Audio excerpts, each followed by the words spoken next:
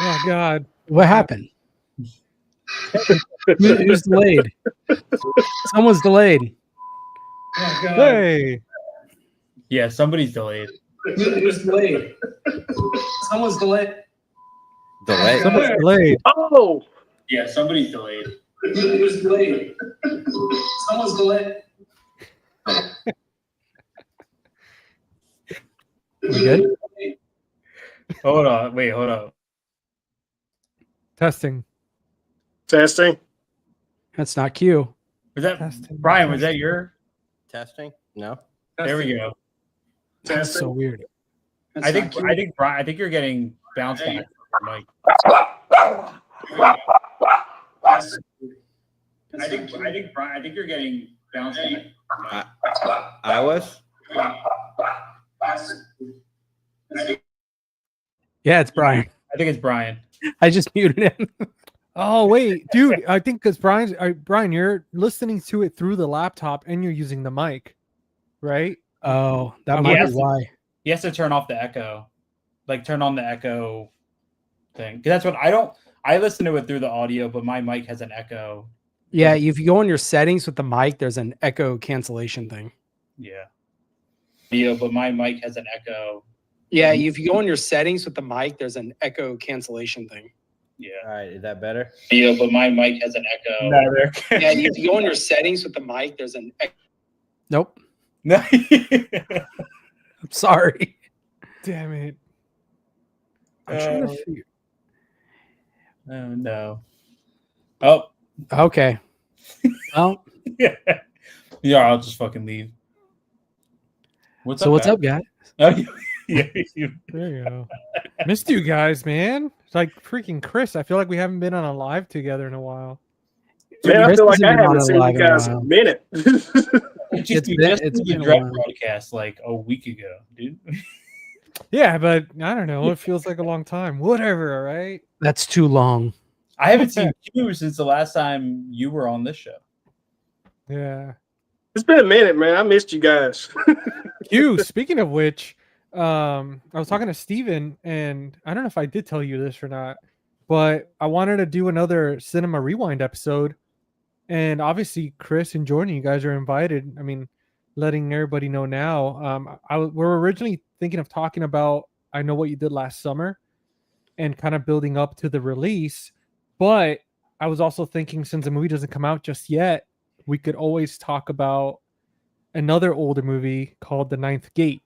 I don't know if you guys like that movie or if... The Roman Polanski movie? Yeah. The Ninth Gate? Yeah, dude, with Johnny Depp. I think I've only seen that once. Yeah, I think In that. didn't Lionsgate Limited didn't somebody just put that out, or they're putting it out? Because I feel like I've seen that somewhere, at least talked about on Instagram. Dude, it's so I I looked into it because I was thinking, I was like, I wonder why Second Sight or Kino, they haven't released it. They haven't done an upgrade for it. And because, I mean, dude, the Blu-ray has like no special features, really. It's very bare bones. It has like some images from the book, from the Ninth Gate book, and like a quick little, maybe like a 5 or 7 minute Roman Polanski talking about it. But dude, that movie is so well written. Like, it's based on a novel, and I mean everything that goes on. It reminds me a lot of As Above, So Below. Like, it's that type of movie where a lot of stuff in it, it's kind of based on certain truth stuff. So I figured it'll be kind of cool to talk about it if you guys are down to join. You're into that stuff, aren't you, GC? Like Enter the Void? Dude, yeah, I mean, I love anything that's kind of as close to realistic as possible, but also has to do with history and stuff like that, because it just makes it so much more fascinating, man. Have you seen Stigmata? Yeah, dude. I I haven't was seen gonna it. say, that sounds like a movie you would like. Bro, Dude, yeah. Stigmata is the shit. Like it Yeah. really, I feel like it's the most underrated exorcism movie there is. Like, But what I love about it flips an Exorcist type movie on its head. Completely different. Yeah. The Ninth Gate reminds me a lot of From Hell. If you guys have ever seen that with Johnny Depp, where Yeah. he is I Jack the remember I Ripper. saw that in theaters and my mom walked out. because Out of disgust. Well, remember that scene where he like really cuts that girl up and they walk in and they show it. Yeah, that was a little too much for her. Because for me, there was that movie, and then another movie that everybody forgot about, and I think it was Oliver Stone. Was it Oliver Stone or Brian De Palma? No, The Black Dahlia. The Black Dahlia.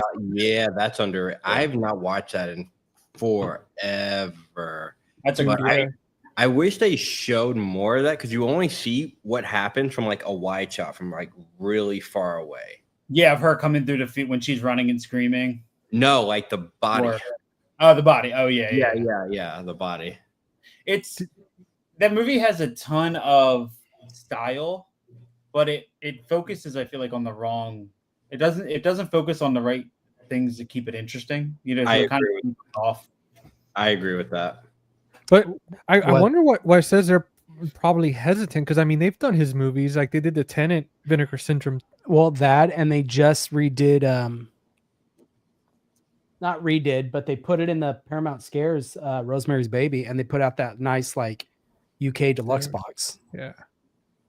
I will say though that the Ninth Gate, well, I don't know if maybe it's because of the Blu-ray or not. I mean, the upscaling was fantastic, but you could see certain scenes, the green screen where like when he's in the taxi and other stuff like that, where you could tell it was like its age. Like the movie has a bit of grain to it. Like it really looks like an early 90s type movie, but the cinematography, man, like it's so damn good.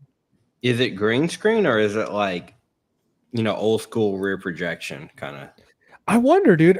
It might be. All I know is that you could tell that it was fake. Like when the taxi's driving around, and you could tell Dude, that car scenes bug me so much in any movie or TV show when I know, like, because they're all fake. Like I appreciate real when you can tell that it's real, just because I'm like, it's a car scene, just mount it and have like it. To me, I've shot a ton of car scenes. It's not the hardest thing in the world. I get it for time and stuff, but it throws me out of mood. Like all modern movies, they're all done in cars, and it's like, have you seen the movie Daddy-O though? Speaking of cars. That sounds familiar, man. No, I don't I haven't think so. seen it. Daddy-O is a movie. It never came to physical. It just came out like 2 years ago. It's with Dakota Johnson and Sean Penn, where the whole movie, it's kind of like Collateral in a way, just minus the hitman part. Okay, what is that movie about? Because I remember seeing the trailer for that, and it was very. They didn't tell you anything about it. It was a very.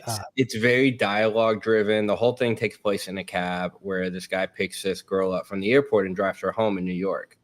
And the whole thing takes place in the cab ride home, and she's an escort, like a high class escort, and he's just an everyday kind of guy. But they have this like bond. It's very much like a father daughter kind of thing, but it kind of almost goes to the sexual thing, but not really.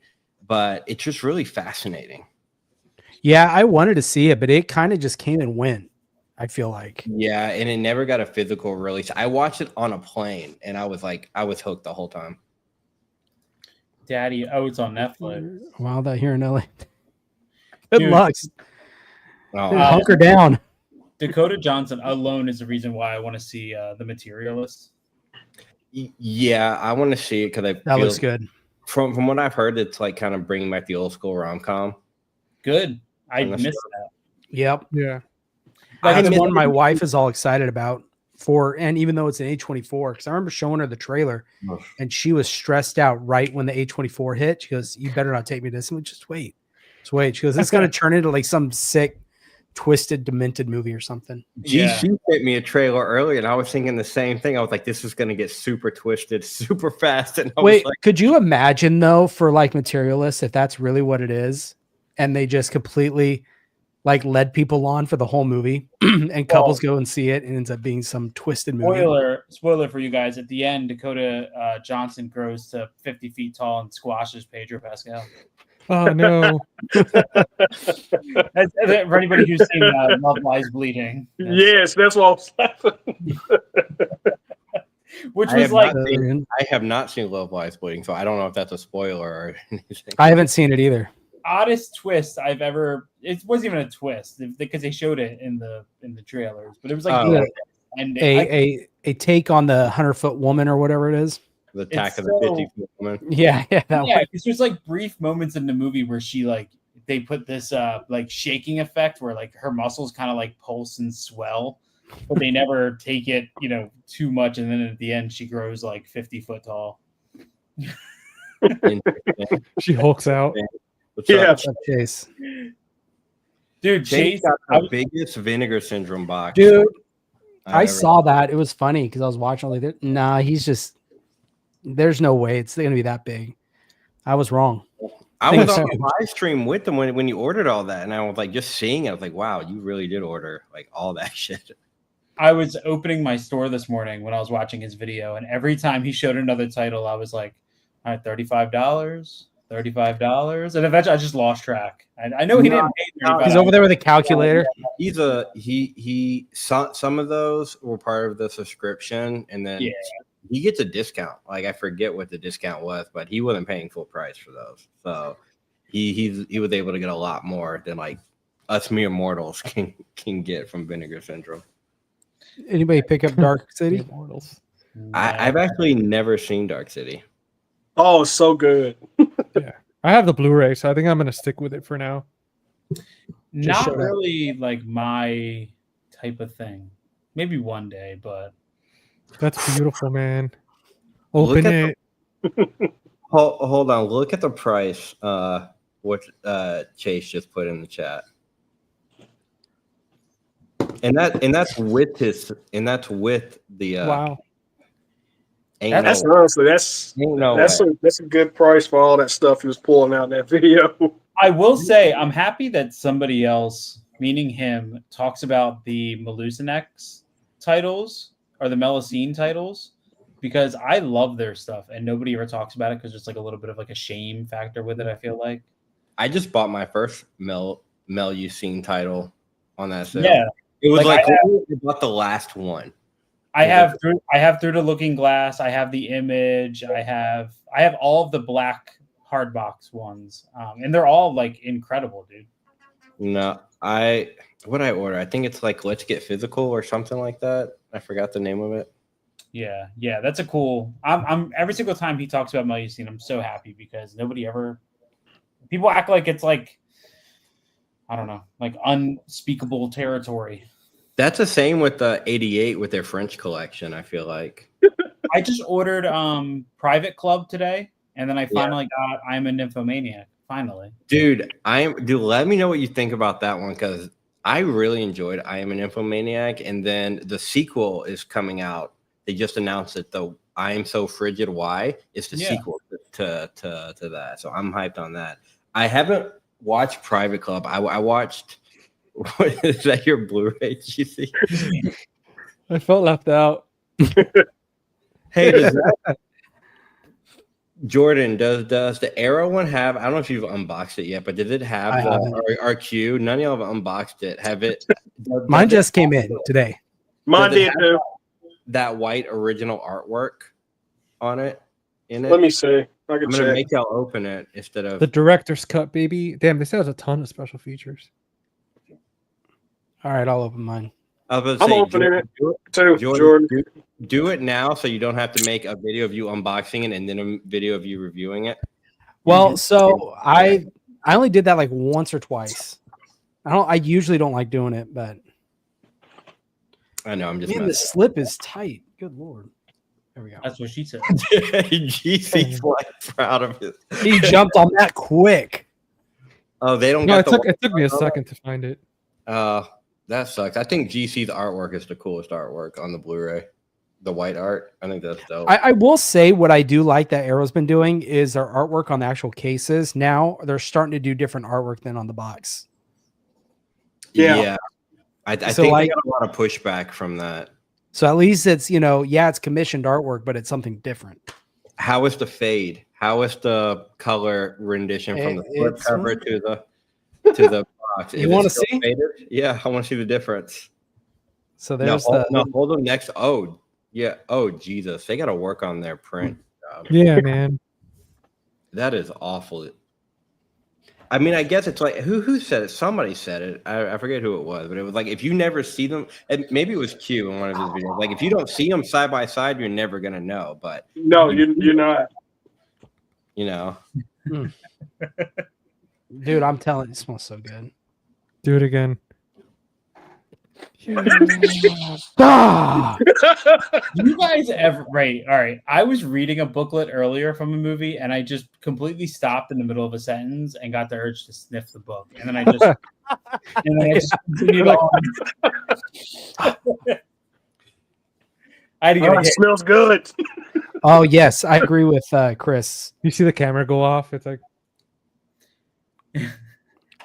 The chunky box thing is, I mean, the Cliff McMillan interview from Christian, and he talked about kind of what they feel is worth putting in a chunky box or it's not. I mean, I don't want a chunky box if you're gonna like bullshit material to get it in one. You know what I mean? Like if you don't have like Jason X and Jason Goes to Hell, they don't have enough to be a chunky box. They barely. Some of the write-ups in the two write-ups they put in those booklets were barely enough to cover that little booklet they put in there. So for those before they came out, I was like, oh, that'd be nice. But then when you get it and you're like, oh, this didn't need it. This didn't need to be fluffed up. That's just me though. you think Nightmare on Elm Street's gonna get a nice booklet? Probably not. do you think Arrow's gonna do a Nightmare on Elm Street? I don't think they are. Probably not. No. Nah. I will say I found a clip the other day that I have on reserve. I was watching Bad Boys 2 the other day, and you know how I'm always ragging them about their special features? There's a clip of Will Smith when he's talking to Marlon, and he goes, "You cannot use the word phallic to me anymore. We're going to put it in a little box." And I was like, I'm saving that clip for the next time Arrow does a video essay like that. Well, Chris, I picked this up. I'm sure you'll be happy about this. Ooh. Yeah. Did you flip the inside art though? Because Well, I bought it used and it came flipped. okay. So I got a nice welcome surprise. Yeah. I love that inside artwork for that one. And not because of the flipped reason. Either side. Yeah, you do. You know what I mean? You know, that's a good. Jordan, did you watch it yet? No, not yet. I need to. Honestly, I'm waiting for a day when I'm like home by myself. My wife's not home because I don't want to. Yeah, you don't want her. Yeah, I don't need her walking in. Dude, invite aunts and uncles over before you put it on, man. Like bring it a whole family experience. Dude, Father's Day's coming up. Yeah, Oh, dude. dude. Yeah. Yeah, take it to my father-in-law's. And then you can do a double feature with Cannibal Pharaoh. Oh shit. Yeah. What else did you guys? I get a bunch of stuff in tomorrow. Like I think my swordfish finally gets shipped out tomorrow. No. Halle Berry. Dude, I'm going straight. Dude, I got the Blu-ray and stuff already ripped for my side-by-sides, but I'm stoked for that. Movie is on. Yeah, I don't know about Dark City. I'm still on the fence about it. I don't even Alex Proyas. Yeah, I agree with Chris though. Edge of the Park is the better Deodato movie. But shit, what was I saying? Oh, Alex Proyas is a director. I also am not a fan of The Crow. I know everybody is. You know what my favorite movie Really? is? And this is gonna throw y'all all off, but I really like this movie. Gods of Egypt. Well, I was gonna say Gods of Egypt or iRobot. The only problem with iRobot is it's a little dated, like a little bit. At the time though, that movie was the shit, dude. Yeah. Shot when he's in the house and the robot's destroying it and he's running down the hallway and it's shattering the house behind him. Yeah. Great, dude. Great. That's one of those movies everybody forgets is like one of Shia LaBeouf's like first like roles like in a movie. Before he was a lead, it was like a little cameo.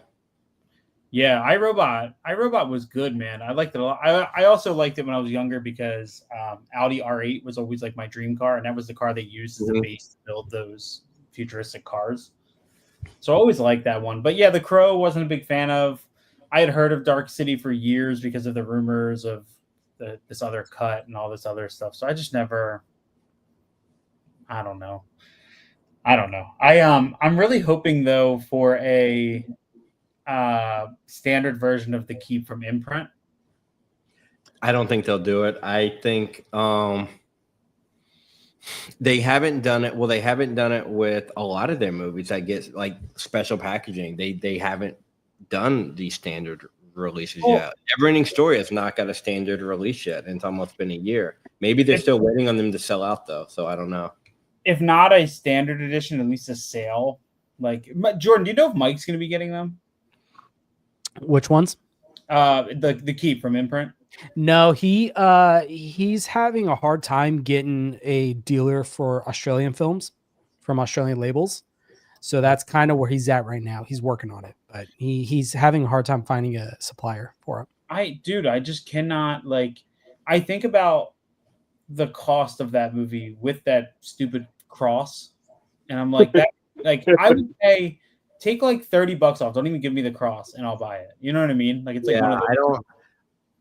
The thing with the Neverending Story was it's a book. It's part of the movie. That's part of its charm. I get the whole cross thing. I totally get the whole replica thing, but it's not like I don't think it's as huge of a thing. It feels like, and you got to take it out to. I mean, I don't know what the box looks like, but I wish they would do a small one, mostly because I wanted to see the documentary really bad, but the CD was a selling point. But somebody in my comments told me half the music on that CD isn't even in the music, isn't even in the movie, and the songs in the movie that everybody likes aren't on the CD. So, oh man, that's what I heard. They should definitely do something like what they did with Suspiria. Just keep it simple. Nice, yeah. Just keep it simple. Because I was thinking of some other things like Vinegar Syndrome put out the Keep on 4K for the US. Imprint's doing it for Australia. Germany and the UK have still not got their releases yet.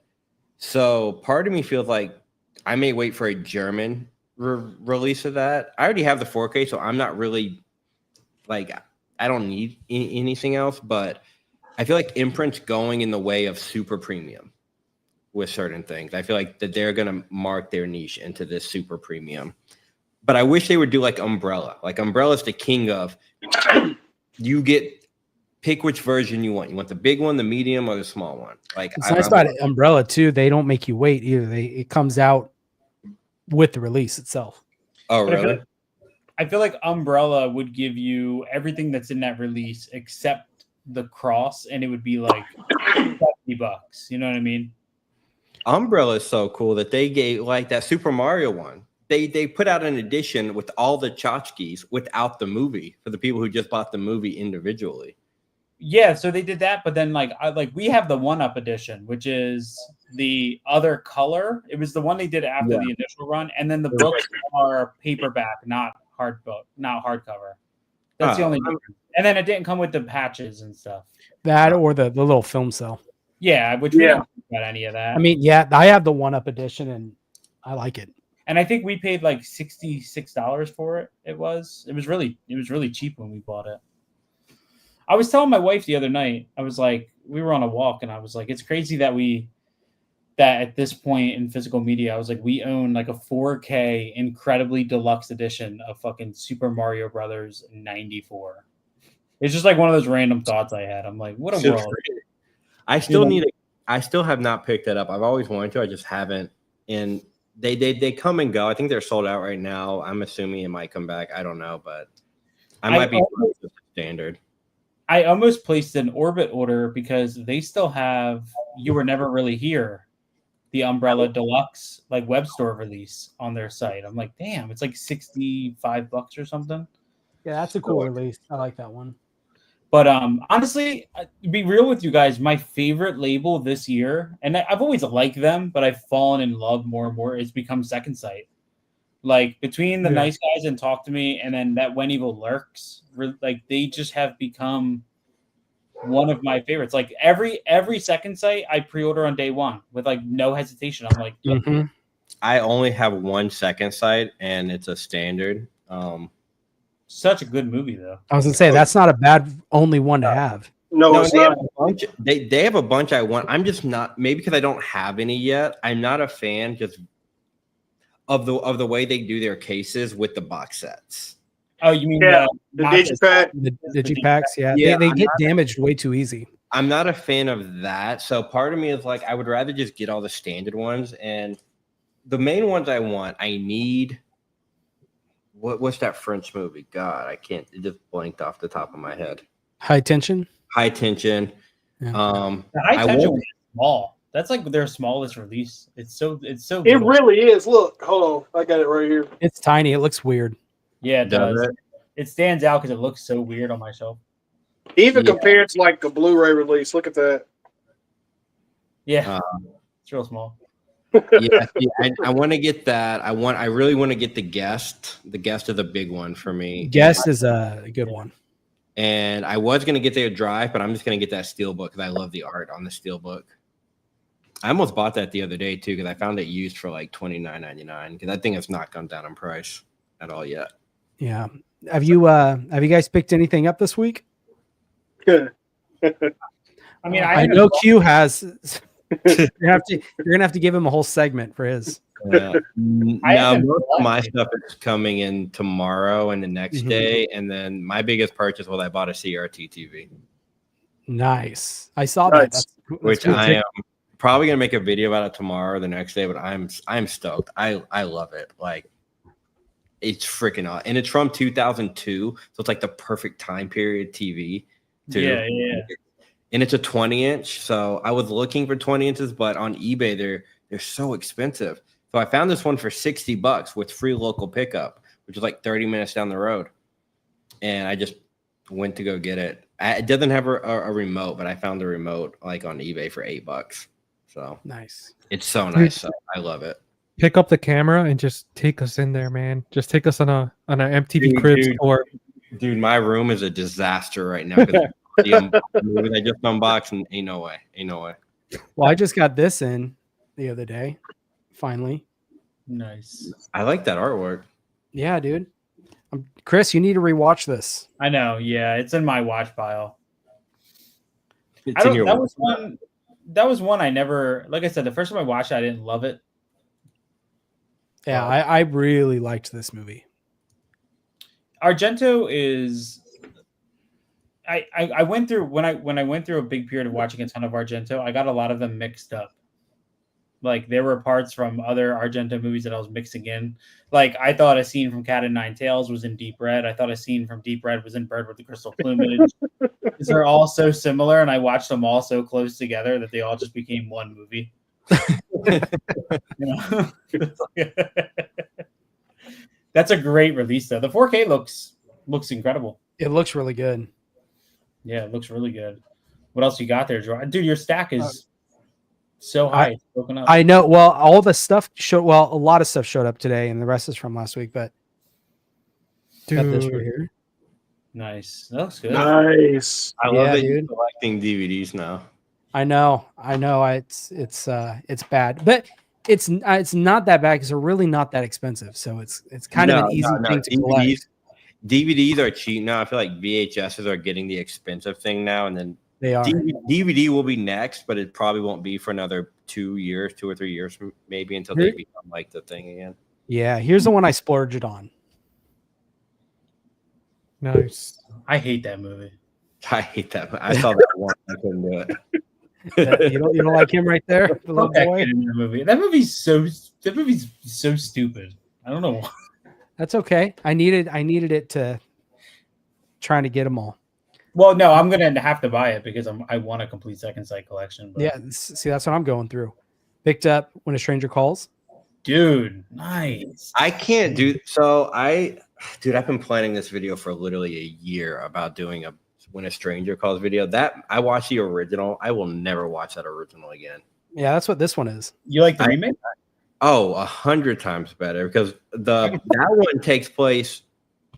Literally, the first 10 minutes of that movie is the entire. That's what I've heard, and the rest becomes like a Law and Order episode. It literally follows a cop the whole rest of the movie, and I kind of fell out of the storyline. I don't know. Well, When a Stranger Calls was what? What year did that come out? 79? Was it 79? Yeah, so it was still you were still in that weird era. I mean, like even it was 79. even things like Town That Dreaded Sundown, a lot of those like late 70s kind of felt like TV procedurals. Yeah, I couldn't. I think because I actually like really liked the remake, and I still like it till this day. That when I watched the original, after that first, I feel like everything was going fast, and after like 15 minutes, it's like, oh wait, that's the whole movie, and then we get into a whole other movie, and then it's like. Not too long ago, I rewatched the Britney Snow Prom Night. Oh, I haven't seen that since it came out. That movie's bad, man. I just watched. Dude, dead ass. I said to my wife, I didn't check beforehand, but I said to my wife, I said, I don't know what was up with this period of time when they were making these horror movies 2 hours long.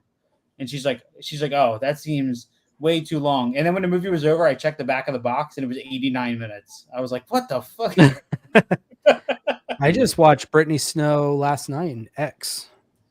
You watched good Britney Snow. That was a treat. Yeah, that's good Britney Snow. That was a treat right there. One of my favorite ones of her that is very underrated is Would You Rather. Would You Rather? Oh, that movie. That's a really, really good. That's the one with the razor blade in the eyeball, right? Mm-hmm. Yeah. Dude, I saw that on Netflix randomly years ago. Yeah. I also think of I don't know if it's an IFC Pitch or if it's a Perfect. Shutter, but it's so good. I think it's that an is a IFC movie. film. It's a what? I think it was IFC. That was before Shutter. I Yeah. think that came out. Yeah.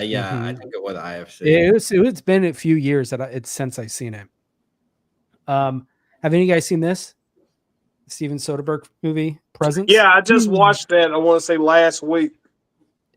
I feel like I like it. I like it too. I feel like it's going to be very similar to A Ghost Story. I don't know if you guys have ever seen that. They filmed that down the street from where I live. What, A Ghost Story? Mm-hmm. That was filmed probably about 20 minutes away in Grand Prairie, Texas. Yeah. So for anybody who hasn't seen it, A Ghost Story is like the story of literally a ghost, like with the white sheet over him as he lives in this house that there was a death and the family moves out. And it's like this just follows his perspective. Such a good like, movie, man. It's like he looks across the street into another house and there's another ghost, with the same with the sheet over and stuff. I mean, in that aspect, yes, but it's not. I don't know how to. I don't want to give anything away, but it was a good movie. Yeah. Lucy Liu is in that, right? Who? Lucy Liu? Is she in Yeah, it? she's in it. Yeah. Yep. Because every time I think of her, I just think of the amazing Ballistic X versus Sever. If anybody remembers that, She's in it. The dude from This Is Us is in it. oh, Mila Ventimiglia. Have you ever seen Soderbergh's Side Effects? Yeah, that's a great movie. I love Side Effects. What was that one? Somebody sent me one time. I bought something off somebody on Facebook, and they sent me a Blu-ray of Unsane, the movie he shot on iPhone. Oh god, that movie was awful. And I could not get into that. Yeah, that was with Claire Foy too, the chick from The Crown. I picked up this. This was a blind buy. Prophecy. I've been seeing that everywhere. That's not the one with walking, right? Is that a different Prophecy? That's yeah. Okay, I'm not familiar with that one. Dude, I got the box set for it. Yeah, Christopher Walken's is End of the World Apocalypse. That Prophecy is Bugs. Yeah, bugs and monsters and creatures and I don't do bugs. And keep in mind too, Jordan, that that Prophecy is one of the rare kinos that's got a reversible cover art. I saw that. Well, I was watching your Instagram live, and so when I picked it up, I flipped it. I had to pick it up just to check, just curiosity.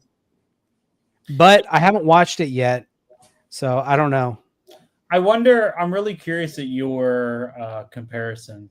I mean, Umbrella's going to be hard to beat. I mean, it looks great on Blu-ray. You've got an amazing packaging with it. Does that have a documentary? Or is that only on the Umbrella? The making of, it's got a making of Monkey Shines, vintage interviews. Hold on. Let me get the Umbrella one.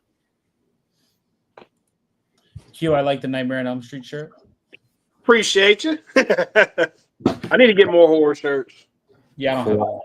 Quietly Games. Yeah, I actually just got the 4K last week. Quietly Games. I know Jordan. This is Jordan's favorite movie of the year. Hey, like I said, it's all right.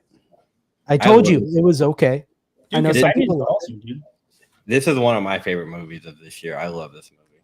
Mine too. I didn't want to spend the money on it. I was waiting for it to go down in price, but I just went for it. Are you talking about Chris? It's called An Experiment in Fear: The Making of. Yes. Yes, I it call is it a on this documentary because it's like an hour and 10 minutes long. Okay, yeah, it's on the Scream Factory one. Okay. I think actually everything is on here. Yeah, it looks like they have everything plus, a new audio commentary. Monkey Shines is awesome, man. Dude, it's such a good movie. That's the new one, right? With the monkey with the guy who plays twins. Am I thinking of that? No, that's The Monkey. The monkey. Okay. Yeah, this one was a George A. Romero film.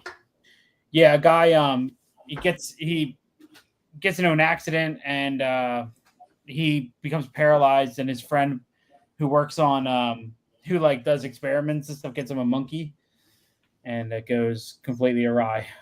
It's a smart monkey. Smart monkey. That can get smarter.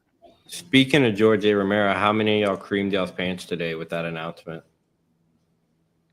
Dude, I had to do laundry afterwards. I was just every time I kept looking at my phone, I was like, oh.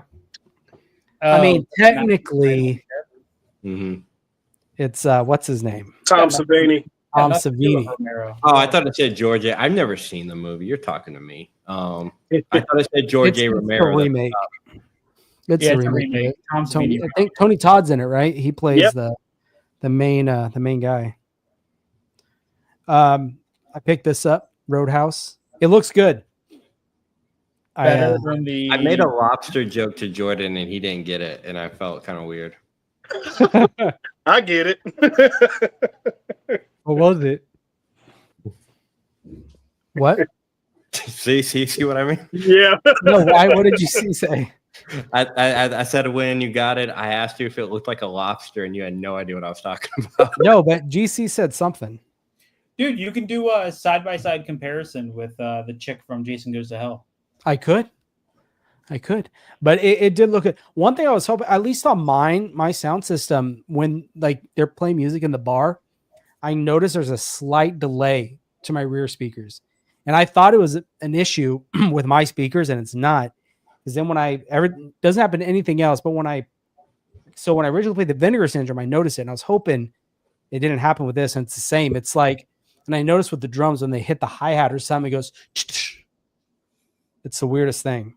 So, well, I mean, I really wish, as much as I wasn't going to buy it anyway, I wish they stuck with the original packaging that they teased. Yeah. Yes.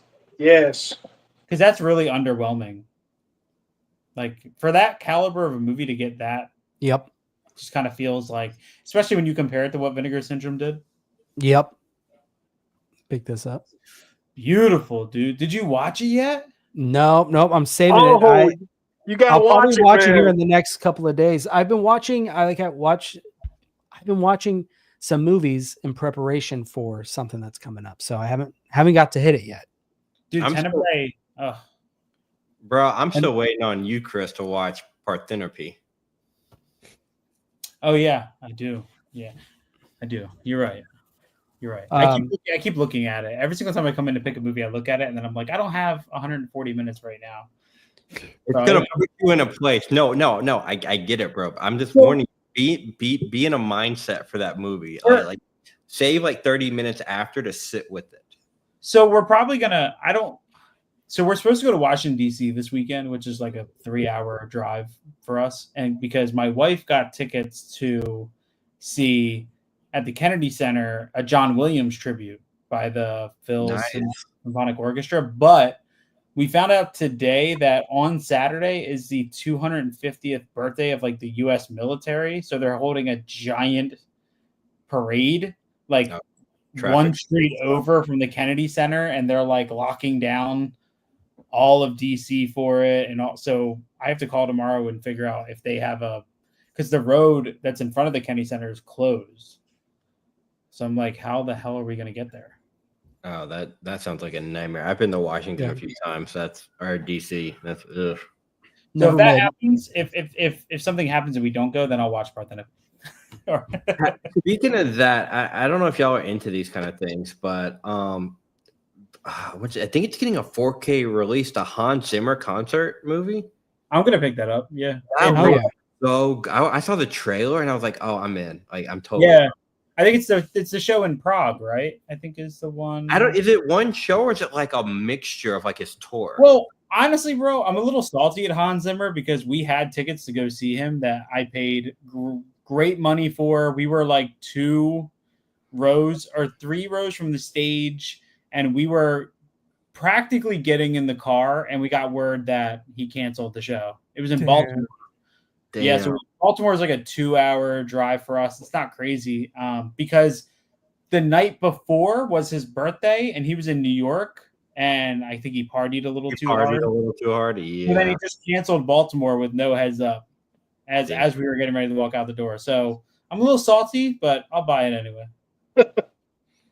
Yeah, live in Prague. 4K. Live in Prague, yeah. Dude, that trailer, I was just like, looks so good. And then I watched his interview recently with the YouTuber. I forgot his name. He does like music people. Mm-hmm. Forgot his name. Eric I forgot his name, but he did an interview with Hans Zimmer that was so good, so fascinating. Hans Zimmer just seems like a cool guy. Dude, we were watching. I had never seen The Lone Ranger, so my wife showed that to me this past weekend. I'm so sorry. Hey, dude, I enjoyed it, but his score is great, and especially his rendition of the Lone Ranger theme is fantastic, man. That guy doesn't miss. Dude, I love that I can watch a 90s movie. I was watching some because Hans Zimmer in the 90s had one score. He had one score. Basically, the Pirates of the Caribbean score was in every movie before Pirates. He just perfected it with Pirates. But I was watching some movie the other day. I forgot what it was, and I'm like, did Hans Zimmer do it? Was some random movie. Like, yep, he did it. Yep. You can always tell. It's like with Hans. I know John Williams is like instantly identifiable. Same with James Newton Howard, who did like Lord of the Rings. My wife put on something from him on the car ride today, and I was like, huh. I forget what it was. Oh, Peter Pan. I think one of the newer Peter Pan movies. I think, but no, dude, Hans Zimmer. I mean, I always forget that Gladiator was 2000s.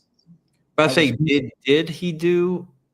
Williams do Gladiator? No, Hans Zimmer. Yeah, I was about to say, I thought Hans Zimmer about it. That's cool. When you said he didn't do anything, when he didn't do much in the 90s, I was like, wait, Gladiator, but I forgot that was 2000. Mm-hmm. He did. Well, I mean, he was involved in a bunch, but like he has credits for Face Off, but he was score producer for that, score arranger for The Rock, score producer for Twister. So he was involved. I just don't know. Jordan's like, can you just please let me show what else I bought? No, go ahead. Dude, he was the composer for additional music for that movie Castaway with all the nudity from 88 Films. Was he really? Yeah. I don't know. I'm trying to find the movie I watched the other day because it was so random. I was like, whoa, Hans Zimmer did this? Because, I mean, you think of him now and he just does all these epic movies, but this was just like a much smaller, way smaller movie. Timeless, dude. Like all the Inception. Bro, he did The Holiday. That was a great movie. I love that movie. Right? Yeah, dude. Yeah.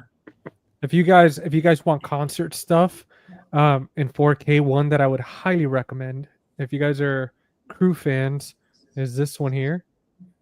I wish they would have done something more than just like this super thin type thing, but like, dude, phenomenal. This is from their last concert, allegedly last concert at the time in 2015.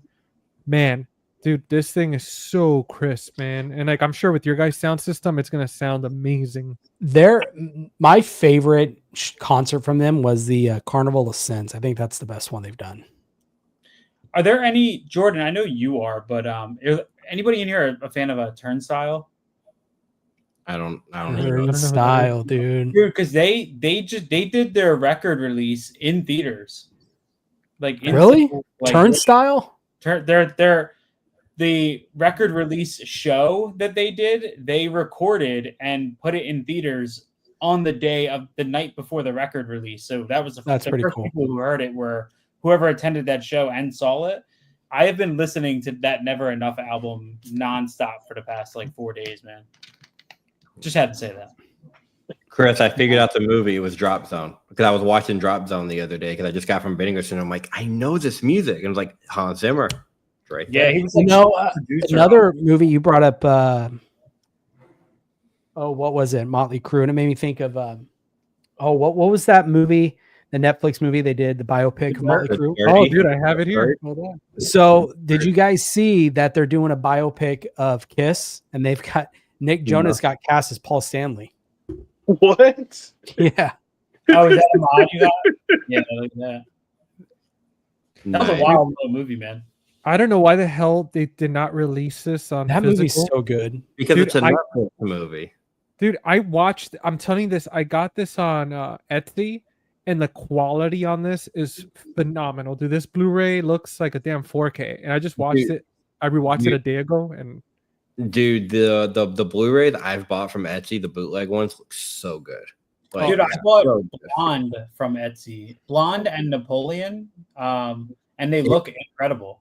Did you guys see the Motley Crue movie with is it Oscar Isaac? No.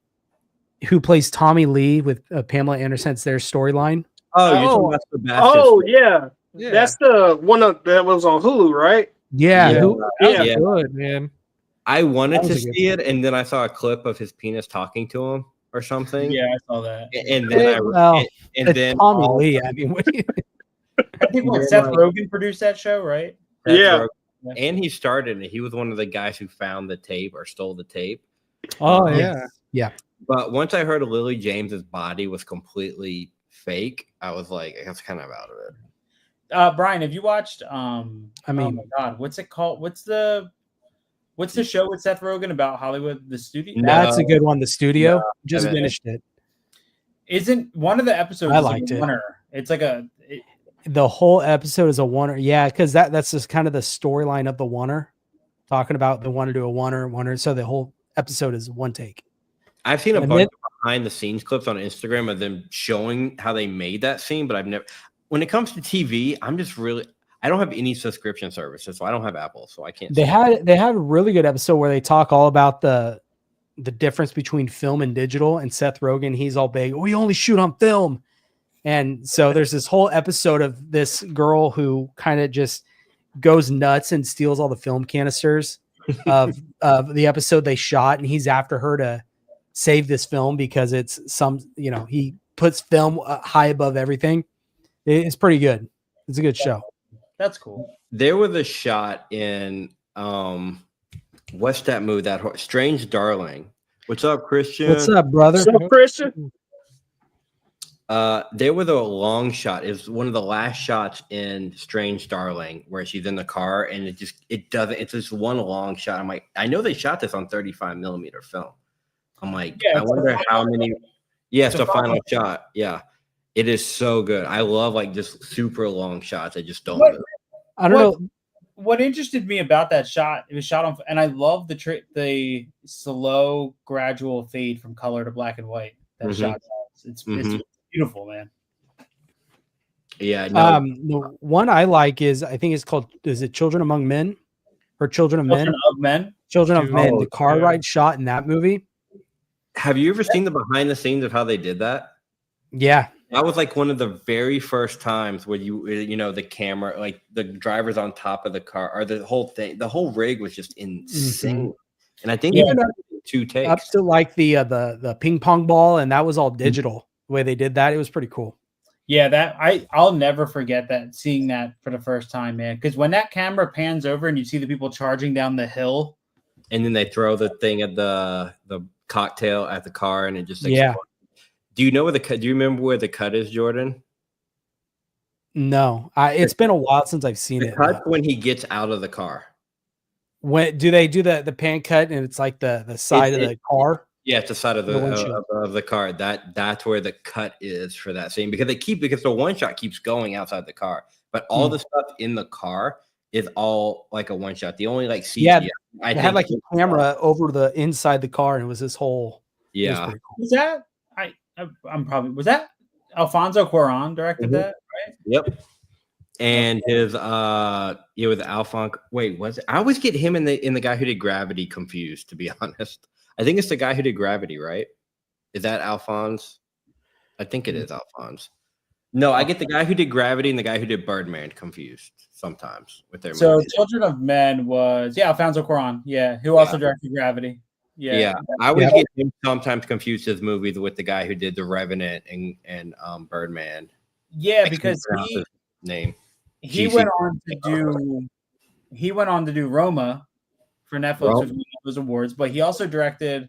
I just watched it a couple of nights ago, and I'm going to butcher the name. The Y Tu Mama Tambien, that put out, which is fantastic. That was a big breakout movie. He also did a great movie called Harry Potter 3. One of the best Harry Potter movies. Yeah, like one of the darkest ones. Yeah. Yeah, no, that's a good one. All right, I'm going to finish off what I got. Oh yeah, I forget you still got. I got these two. Never Sleep Again. It's so funny, dude. I got that in the mail. It's so funny you ordered that. I just because I have the DVD and I'm planning. So I've been telling you I want to make like a full box set, right, for Nightmare. I'm thinking of expanding it and making it bigger and adding that movie and the remake in this one box. But I had to get the Blu-ray, and I saw on Amazon they were like the numbers were getting lower. So I almost got Camp Crystal Lake Memories 2, but I was gonna wait on that. But yeah. What I would love for them to do is either put A Cut Above the Rest or 25 Years of Terror in this to put these three together. I think that would be perfect. Have you ever seen Never Sleep Again? Have you ever? No, I haven't seen these. So it is the best. It's 6 hours long. I mean, and the best stuff is clearly the beginning part, but his name is Jason. Yeah. And the last one I picked up, Creepshow. Dude, the best way to watch those, honestly, the best way to watch those documentaries is with the movies. Like watch, because they're broken up into chapter 5 movies. So watch the movie and then throw that on like the bonus feature. Because there's so much information, dude. Like I Never Sleep Again, I think is a much more comprehensive than I think it is too. Than Crystal Lake Memories, but both of them are fantastic. To me, Crystal Lake Memories seemed like they took a bunch of interviews and everything, compiled it into one big, huge documentary. It was things we already seen before in the past. They just expanded on it. Well, because he released the book years before the movie came out. So he had conducted a lot of those interviews previously to write the book. Because the book of Crystal Lake Memories is broken down as like direct quotes. Like it'll say like, oh, this is who said this. This is who said, you know what I mean? So I haven't bought anything new, believe it or not. Like I've pre-ordered a bunch of stuff. Talk to Me got delayed. The Nice Guys got delayed. Yeah. I pre-ordered the new Jess Franco movies from Delirium. I'm waiting for those. I pre-ordered both Texas Chainsaws. I got Poseidon. I got When Evil Lurks. So I got a lot of stuff. Like I got the Cliff Twemlow set from Severin. That's still not out. I'm getting the Scream Factory Bava set this week. I have mine pre-ordered for that. Yeah, so I'm waiting for that. But I did get, and I'll literally breeze through these. I doubt anybody's really interested. I got a whole stack of stuff from Deaf Crocodile. They were watching they were watching a live stream that I was on, and they were like, I had mentioned how I didn't like animation, or I never got into it, and they were like, we need to fix that. So they sent me a bunch of their limited editions, which was awesome that they sent me the limited editions. I think Q, you know a couple of these. Yeah. One of them is Feel a Day. Oh man, that's hardcore. It's this nice thick, edition with the booklet and stuff. So I got that.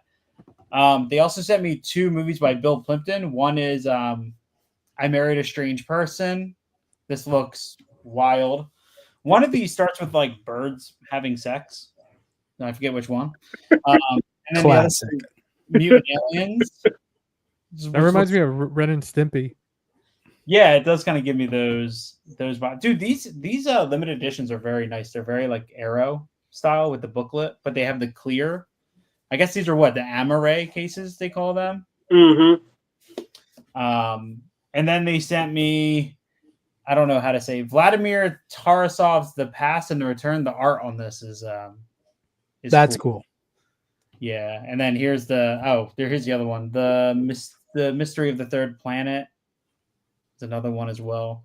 The only one I've watched, which I loved, I talked about in my video, was Gwen and the Book of Sand. This was super cool. It was cool because even when they hit me up, I was like, I'll watch anything. I just can't guarantee that I'll get into it. And when I finished Gwen and the Book of Sand, I was actually really, really into it. And it was one of those times where, like, I said in my video when I was talking about that movie that, to me, bonus features are like a method to understanding. And the movie got better to me when I watched the interview, when I read about the movie. So that's one I really enjoyed. And yeah, I've been kind of stuck on those. That's literally all I've gotten in, though. Yeah, I've been wanting to check out their Trapped Ashes. They have that set. Yeah, hold on. I think I got that. Let me see. This one? That one right there. Yeah. Chris watching Mad God. Oh, okay. Yeah, I'm a big Phil Tippett fan. That's Mad God is wild. Is that the one? Is that the animated one or the stop motion one? The guy took like 40 years to make it. Yeah, Phil Tippett. Yeah, I remember seeing the trailer for it, and it looked amazing, but not my kind of thing. You guys were talking about books like Crystal Lake Memories, the book and stuff. One, I think they should make a documentary out of this one right here. Taking Shape. Is there not a long ass documentary for Halloween? Yeah, there was one that released a very long time ago, but it wasn't really long. It was like I think 2 hours. The how long is I know the 25 Years of Terror is pretty long. Have y'all ever seen, or are y'all getting, because it just got announced for 4K, have y'all seen the Heart of Darkness documentary about Apocalypse Now? Oh, yeah, I saw the trailer to that. Yeah. That is I would argue that documentary is better than the movie. It is so good. So I just hate that it's coming in like the 4K is only coming in like a big deluxe edition with all this extra crap for like $60 or something. Check out this thing I found. So we went to this used bookstore. Look at this fucking behemoth, dude. Dude. The art. This is 30 years of Weta. And it is a giant. Is that a book? Yeah, so it's this big slipcase. Wow. That looks hella interesting, actually. And then there's 20 years of imagination, a full book. And then this one is celebrating 20 years of creativity, all about the Weta workshop. Dude, this thing's like 15 pounds, dude. But if you're into, obviously I don't just love horror. I just love movies in general. This is like a beautiful shelf piece. Like, I'm going to display this somehow. This thing looks massive, dude. And this was that's cool. Have you seen this one? Fantasy and Horror, this book? I've seen that. Bro, this book, my mom got this for me for Christmas like 2 years ago. Bro, this book is so it's so good. It's one of my absolute first page goes to my favorite movie ever, Oh, yo, should I show the shoes? Yeah, man. It goes into modern, from back in the day. It's that definitely is like a coffee table piece for sure. There you go. That's awesome. I'm not gonna lie, I love that style shoe. I can deal with all the back is my favorite with the billboard. Hey, dude. Dude, this thing is so. My wife is the greatest for actually getting her hands on these, and it's gonna be great because my whole calf is a Jaws tattoo. I have the Jaws poster tattooed on my calf. Oh, there you go.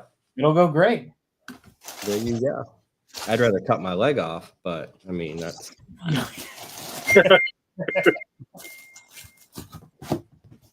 Chris, when are you gonna break them in? Listen, bro, I need I can't wear them to work, and it's been super shitty in New Jersey weather-wise. So we'll see, man. I got to pull out the 5-inch shorts. Oh and, man, you got to turn those into house shoes, bro. Dude, I'm not a.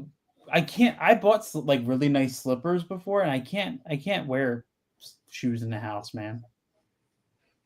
Because I sit on the couch, I take them off, and then I get up and I don't put them back on, and then they just sit under my couch. Dude, how do you pull that off having dogs and like all that, man? Like I cannot do that.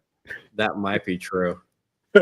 It's I hate Jaws because it's insanely overrated to me. And to me, it's just it's just meh. And then everybody praises it like the greatest movie ever made, and I'm like, I mean, if you think something is overrated, then you don't like it because everyone else likes it, right?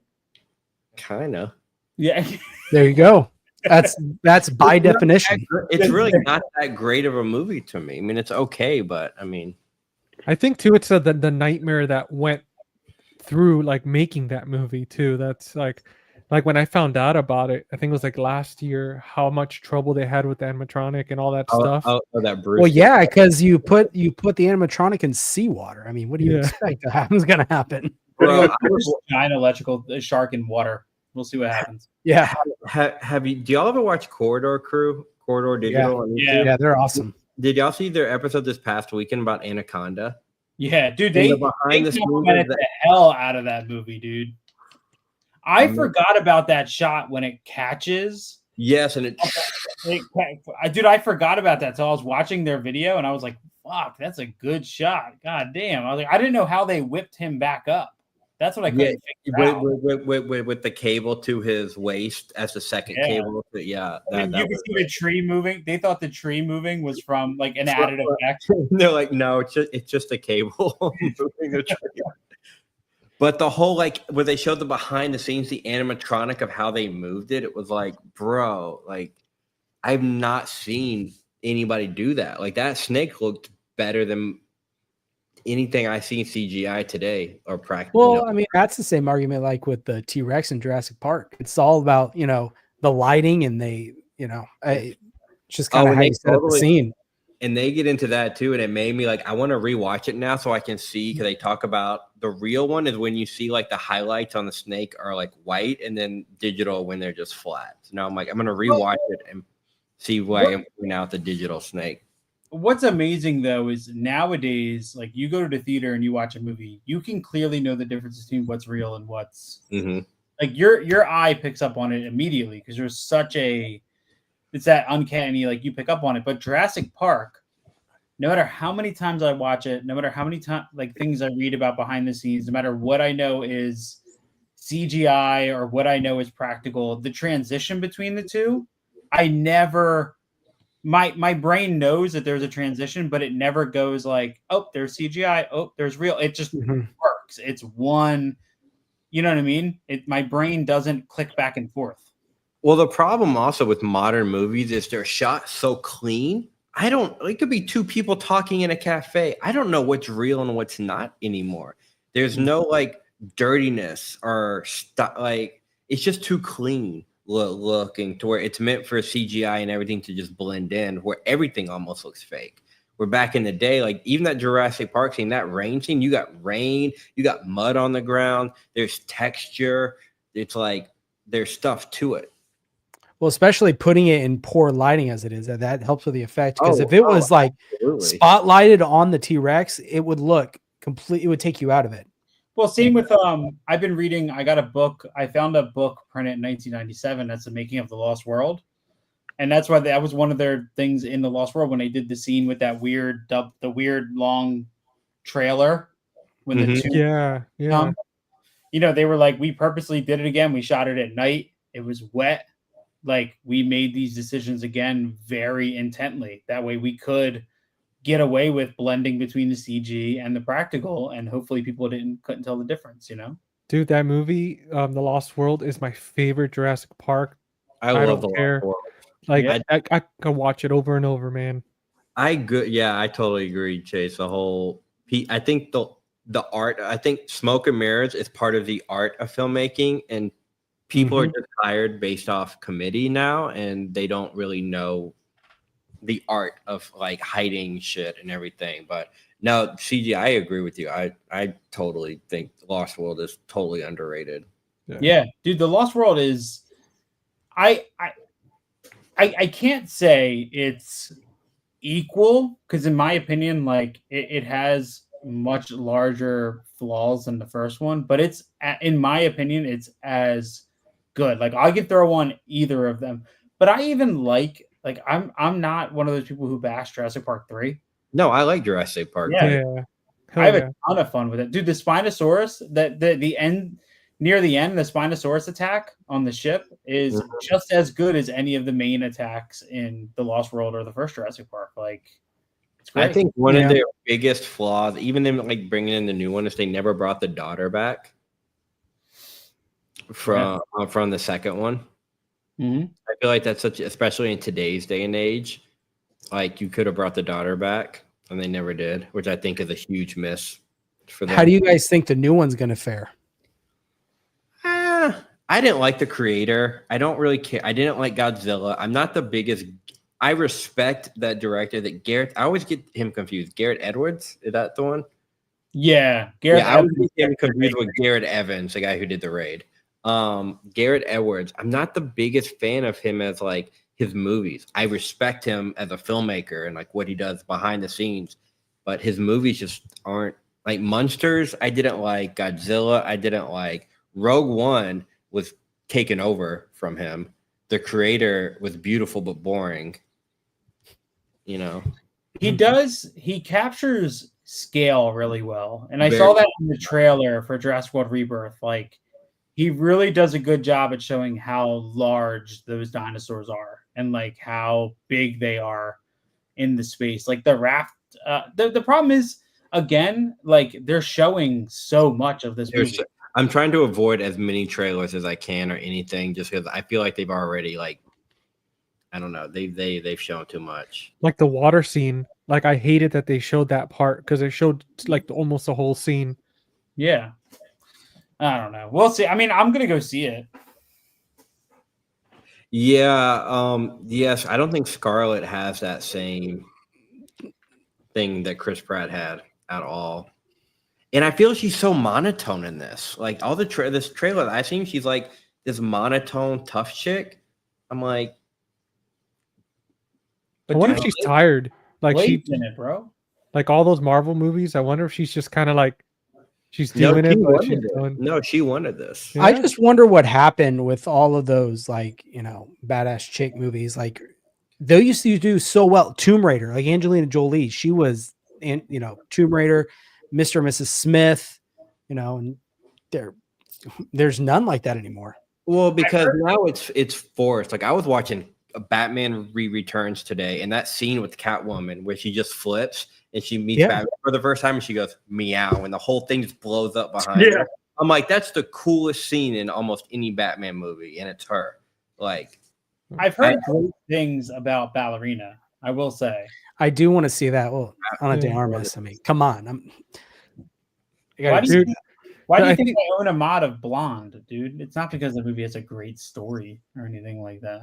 Because it's the only reason I own Knock Knock.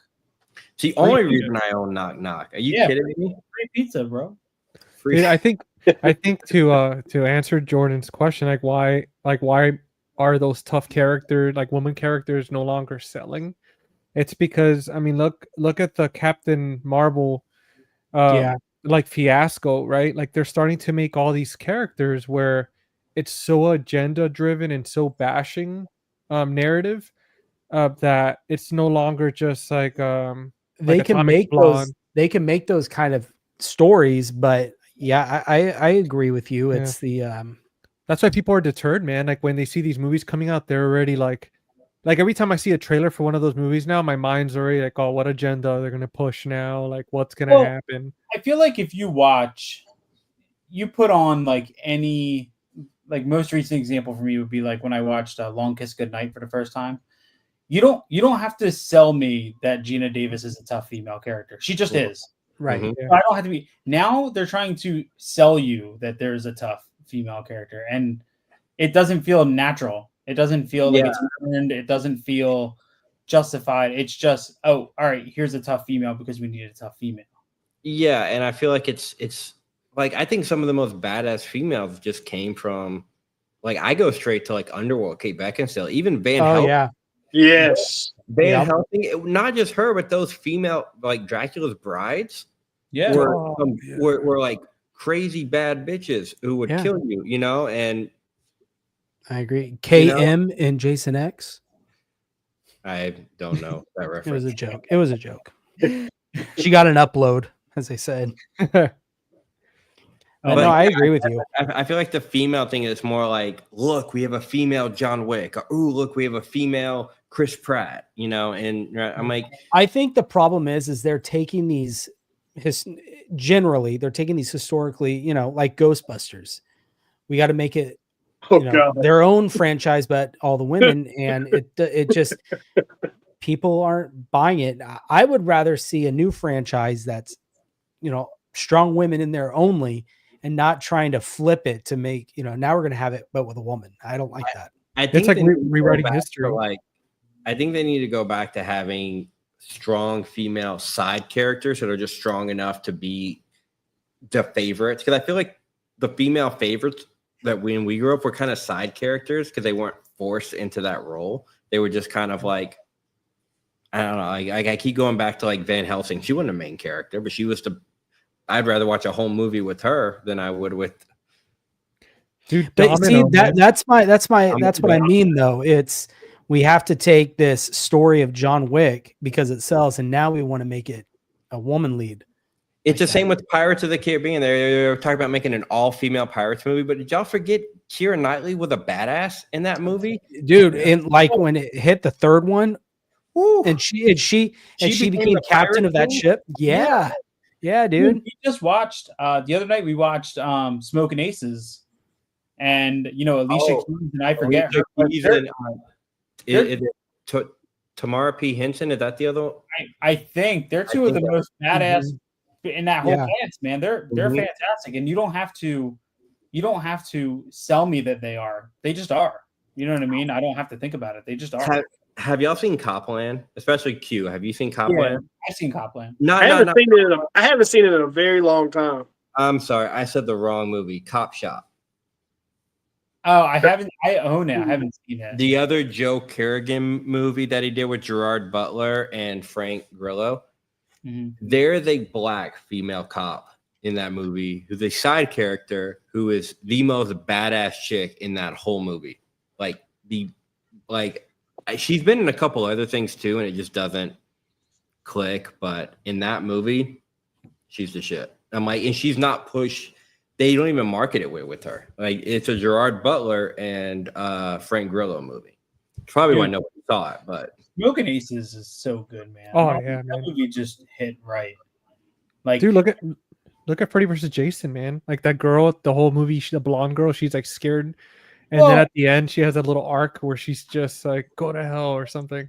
it's funny though because for as many people talk about horror as detrimental to women's presence in movies, making them the damsel in distress all the time, horror pretty much like with The Final Girl put all that, you know what I mean, to the forefront. And horror created so many strong female characters that were believable. Yeah. You know what I mean? Well, I mean, you could even look at all the giallos. I mean, 90%, like over half of them, the killer ends up being a woman. Yeah. I mean, come on now. I mean, they are definitely a central piece. but then it's funny because like you contrast it to like, it's like at the end they're like, hey, look, we have this strong female, whatever, victim or, you know, antagonist. But then the whole movie they spent, you know, ripping women's clothing off and killing them in horrible ways. You know what I mean? So it's like an interesting contrast there that they were going for. You know what I find interesting is a lot of people, and even you can see it some today, but it was more prevalent, I think, a few years ago with horror films when no one would bat an eye when the man completely demolished, killed by the slashed up to pieces, blown up, whatever. But when it hit the women, it was almost critics were almost afraid to say that was a good movie because what are they gonna, you know what I'm saying? Yeah. It's Seems like they're supporting it, like supporting like yeah, they're almost I'm agreeing with this kind of brutal mentality or this I agree with this. No, not necessarily you're not agreeing with it. It could be a good movie being a good movie. It's a fantasy at the end of the day. These are fantastical stories. It's weird to live in a world where horror is like critically acclaimed now for the most part because every horror movie that we love from late 70s 80s was absolutely panned. Like you got to think like The Thing, critical failure, box office. That was pornographic terror, I think they called it, or pornographic horror or something. Like outside of Halloween, John Carpenter like never got good reviews again. You know what I mean? That's why he did. What was it, Starman? That's why he did that. Oh yeah, but Starman's a drama, so it was Well, that's what I'm saying is people went after him about that, and he's like, "Well, fine. I make movies. I make what I want to make." You know? What I mean? Yeah. Horror was never. I mean, you go back and look at some of those impactful films in the horror genre. Odds are they were panned. You know, I mean, critically, most of the time, financially as well. They didn't do very well. Mm-hmm. You know? I'm curious because we've already been on for an hour and 15 minutes. I thought Q had like 400 movies to show us. Chris is like, let's wrap this up. Get out of here. No, I don't want to wrap it up. I just he said he had a great haul. Yeah, I'm only gonna show I won't show all of them, but I'll show some. All of it. We're here. We're here all night, man. I know you've been teasing it. We got Q's movies and reviews going with So one of the ones I picked up, it's a huge favorite of mine growing up. And Brian, you may know of this one because I believe me and Brian are like two people who really love remakes. So I picked up House on a Haunted Hill, the remake. I've been waiting until I keep holding off on that because I just know Shout's going to release a 4K as soon as I buy it. Yeah. Well, just to join the ranks with you guys, 80s Horror Doc just released my ad for that movie, and that's the movie I talked about for 90s. Hell horror. yeah, man. Yeah. 90s. Yeah, that's what I talked about was House on Haunted Hill. Dude, I love it. That's got dude, I had a huge crush on the chick who was Sonya Blade in Mortal Kombat, Bridget Wilson, and she. Oh yes. Point. For me, I remember seeing her first in Saved by the Bell. I love the Incredible Hulk roller coaster being used in the beginning of that as his. I was gonna say that opening elevator thing still holds up to this day. You watch it; it looks so real. Like it still holds up. Yeah. Then another one I got. It's probably my favorite Morgan Freeman movie, and that's Lean on Me. I remember when you posted that the other day. Yeah, Lean on Me is one of my favorites because he plays as what's his name, Joe Clark, a real person. This movie is based on that actual principle, and his nickname is Crazy Joe, so he walks around with that baseball bat. And little known fact, Tony Todd is in this movie. A young Tony Todd. He plays as the security guard of the high school that Morgan Freeman's character brings in. So, what year is that movie? I think 87, 88. No, 89. 89. Okay. Yeah, it was 89. And y'all probably saw me talk about this one too. I picked up Shameless, Four Flies on Grey Velvet. Hell yeah. Dude. Nice. Love that movie. So, this one, I feel like this is probably one of the most slept on Dario Argento movies. It's one of my favorites, man. I love this one. You want to talk about a batshit female antagonist, man? That movie. Yes. Yes. Then I also got which they just announced Volume 2 to it. Blaxploitation Classics Volume 1. Nice. Sweet. So it's got all of those movies. You got Cross 110th Street, Black Caesar, Hell Up in Harlem, Coffee. What's this one called? Sheba Baby and Truck Turner. So Dude, I got that. Coffee is in there is so good, man. I can't wait to watch it. Because I got this a while ago, but I also got the umbrella Ooh. Tucky box of Nice. coffee. You want to sell that? I swear to God, dude, I will. I've been looking for that forever. Is that 4K? Q, is that 4K or Blu-ray? That umbrella box. It's a Blu-ray. Blu-ray. So I'm gonna do a comparison. I'm definitely gonna do a comparison. Well, doesn't the new is coffee in volume 1 or is coffee in volume 2? It's in volume 1. Oh, it's in volume 1 in 4K. Now, volume 2 is supposed to have Foxy Brown. Foxy Brown. I'm thinking of Foxy Brown. That's the one. Yeah. Okay. Yeah, volume 2 is supposed to have Foxy Brown. Speaking of Foxy Brown and all his blaxploitation films, if you've seen this, I picked this up too. Great. The Urban Legend trilogy. I don't think I've seen past the first one, and I don't think I've seen the first one since it came out. I don't remember anything about the first one. Bloody Mary is directed by Mary Lambert, who directed Pet Sematary 1 and 2. Yeah. Hey, nobody fucking told me that shoestring slashers from TerraVision have slipcovers. I'm so mad I missed on that set, dude. I didn't realize it did until they posted that picture. I thought it was just going to be like the 88 Films box set. Side tangent. Sorry, Q. No, you're good. I would say look out for Orbit, man, because I'm pretty sure they got more copies of that coming in. That's where I pre-ordered mine from anyway. And then Jake, watch it ASAP, dude. I'll show just a little bit of this. So, Ooh, Hold on. You little tease. Vinegar Syndrome stack here. Oh, Wait, let's see the dark half. Jade, Enter the Void. Show me Canyons? Enter the Golden Void. Child. I love Let's that scare movie. Jessica to death. Damn. You're like Destroy your neighbors.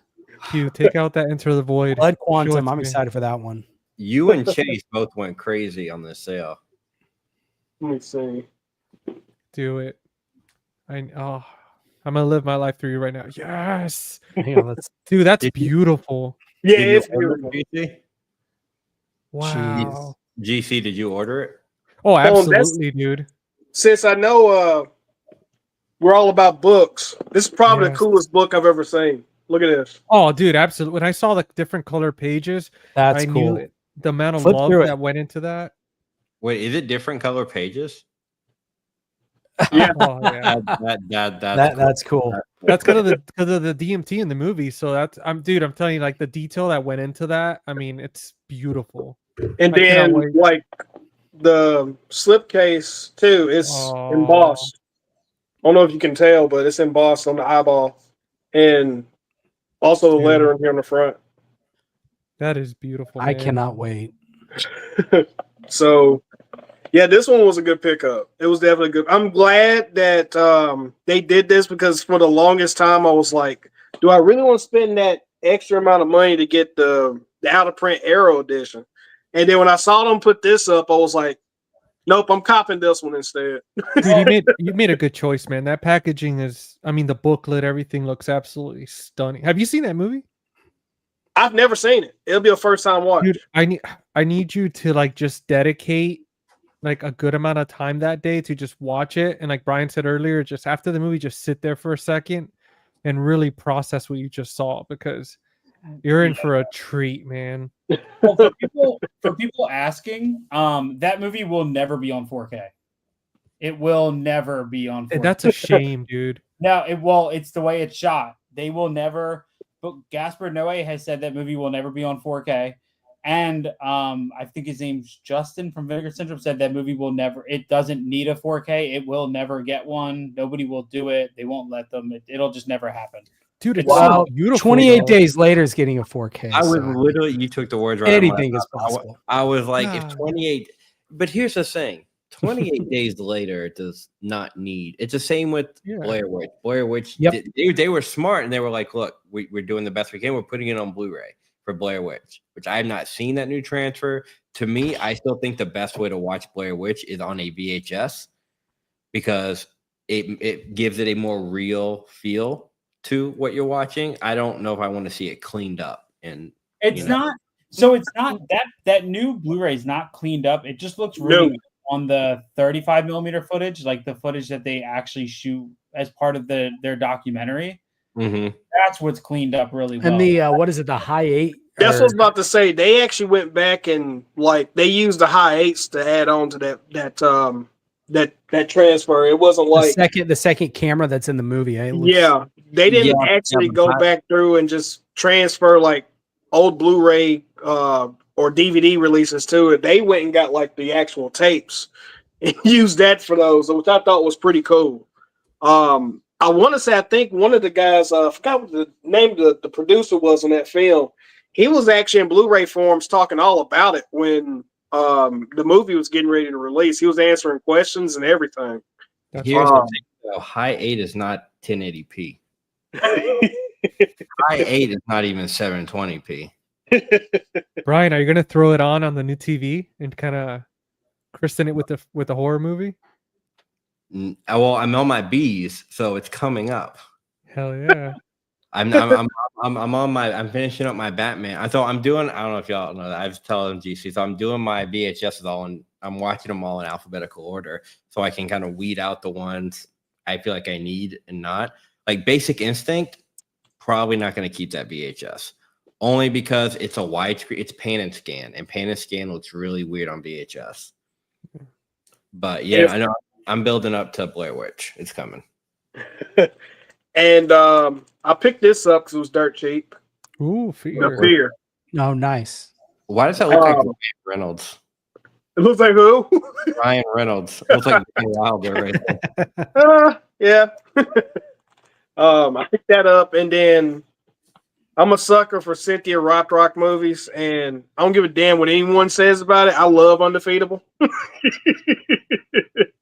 Is that like part of the China O'Brien thing? It looked like it had the same artwork, or like that style, like Kung Fu kind of. Is that what it is? So, funny story about this. So, when the sale was going on, I actually had this one. I've always had this one, but I had just popped it in and watched it, and I bought it used, and I bought it used a long time ago, and it had a few bad scratches on the 4K disc, so it was skipping. So I said, okay, I'll just rebuy it again since it's cheap. And I had some points to use, and I used those points to get the slip. So, which I mean, you'll see there, it's got that little emblem there. But this movie was entertaining, man. It was entertaining. The villain in that film, like he's some like crazy psycho. That's another thing about this movie. This is like half like action martial arts and half slasher. Damn. I will definitely say this. It's definitely a slasher. Without a doubt. And I'll show these last three and then I'll save the rest for later. But Let's Scare Jessica to Death. Nice. And The Beautiful Dirty Work. That's literally the worst art. That is going on my worst art of 2025. And of course, The Golden Child. I love The Golden Child, man. I've watched that movie so much growing up. And just like what Chase said in his video, he made a perfectly good comparison with it. It's like Big Trouble, Little China in a way, just with horror elements in it. I've never seen the movie, but I watched the trailer when Vinegar Syndrome put that out. I'm like, it's Big Trouble, Little China. Yeah. Mm-hmm. And I don't like that movie, so I'm probably not going to check out. Man. Sorry. Well, since we're on that subject, I want to say this and I'll be done with it, but I'm going to pull this out. This was actually when I bought this at the time. And if any of you guys want it, I will sell it to you. But I bought this a while back. I bought it when it first came out, and it was a blind buy. And like, again, we're going on the theme of movies that people majority love. I absolutely hated this movie, and y'all gonna kill me. I'm not a fan of Barbarella. I'm not a fan, but I'm tempted to get that box set from you, depending on the price. Yeah, I was not a fan whatsoever. It's not a good movie. No, that movie is not good at all. But I mean, it's driving the price down. I'll trade you a Moana 2 4K Steelbook for it.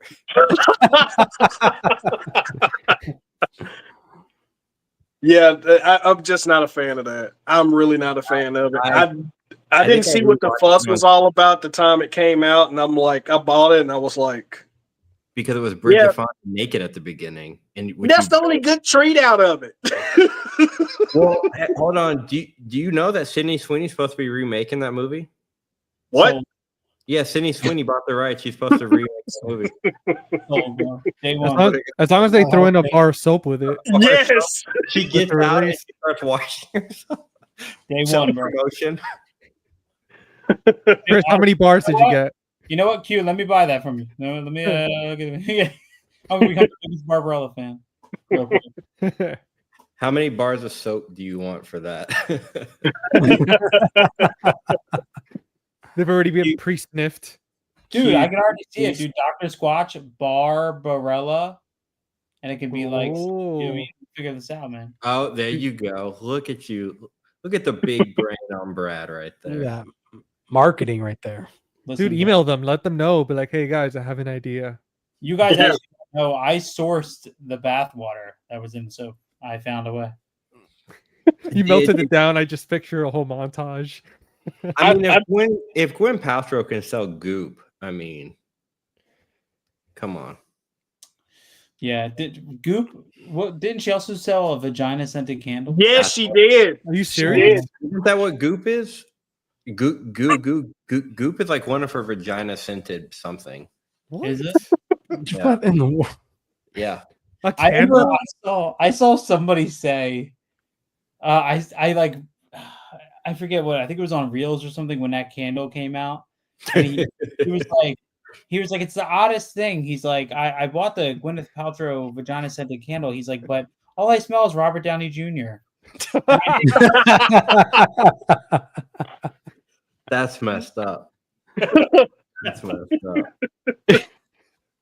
Did any? I'm asking this because it's on my mind with Q's T-shirt. Did any of y'all pre-order the Nightmare on Elm Street Steelbook box? Big one. No, I'm still waiting. waiting. I'm waiting till I see what it looks like. So Yeah.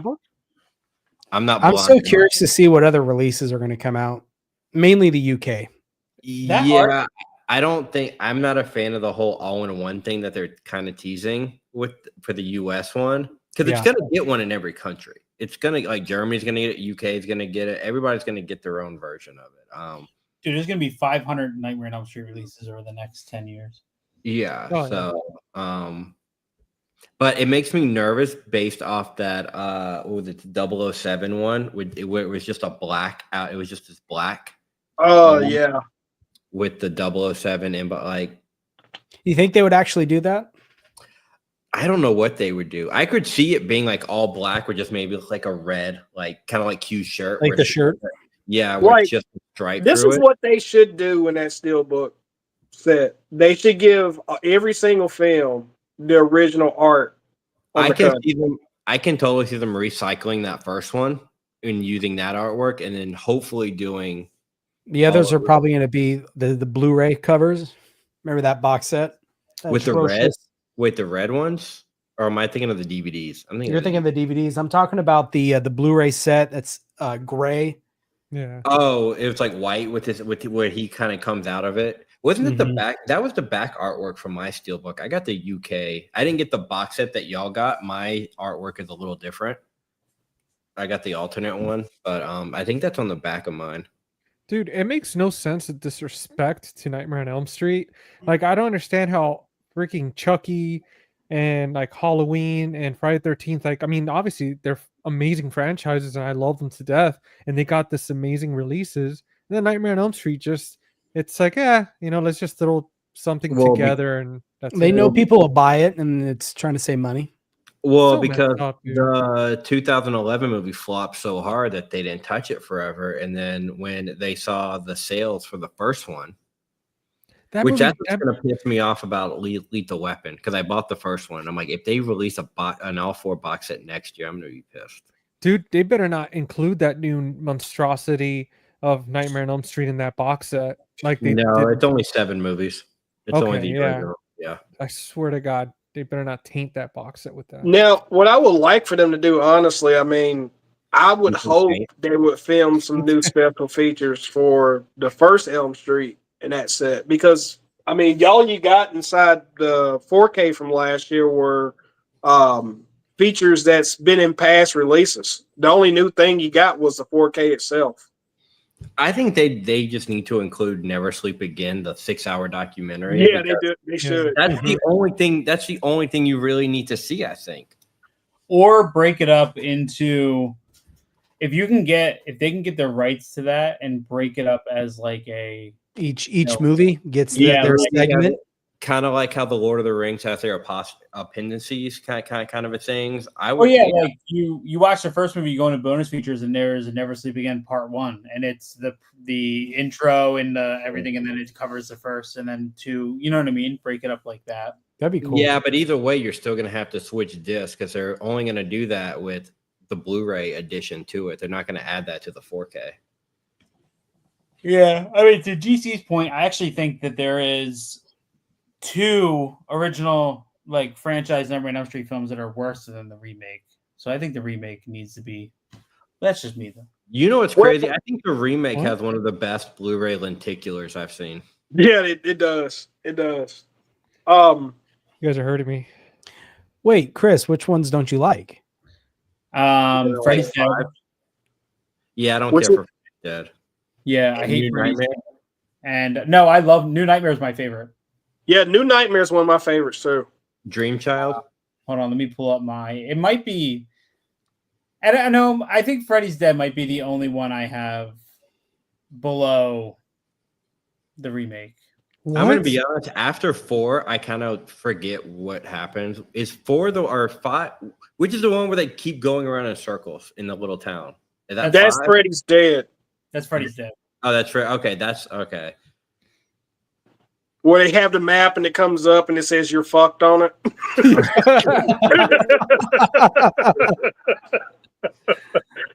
Dude, I hope they put 3D glasses. I know they won't, but it would have been cool if they did like with the original. They won't. DVD box set. 3D's dead. 3D glasses with that. 3D's dead.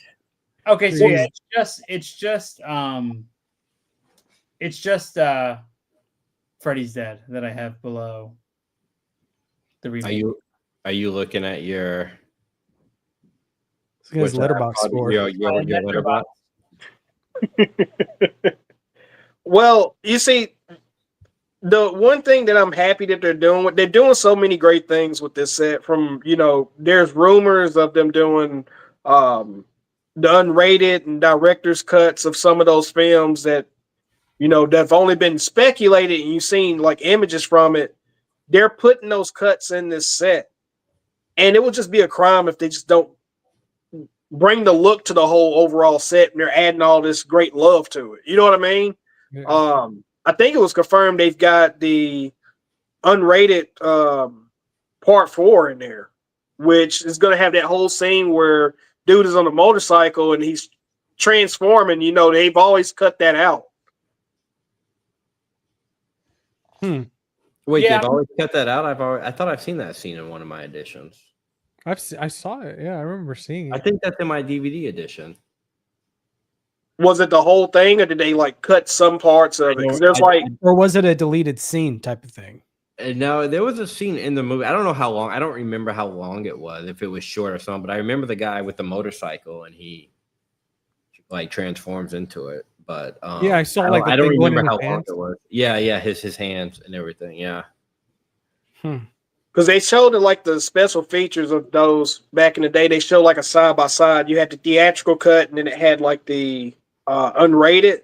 And you saw where he was starting to transform, and then it would cut to another scene. But on the unrated, you saw the entire transformation taking place. Like it was cutting it up because the MPAA was just butchering that movie back in the day. Is that unrated version on any edition or no? It's not. It's not. I don't have the Blu-ray. I've only ever had that DVD box set, and I just got the VHSs like a year ago. But I've only watched the DVDs. I never even upgraded to Blu-ray because I didn't like that set. I didn't like the 2-on-1 disc thing that they did for the Blu-rays. I'm gonna advocate hard for that Blu-ray set.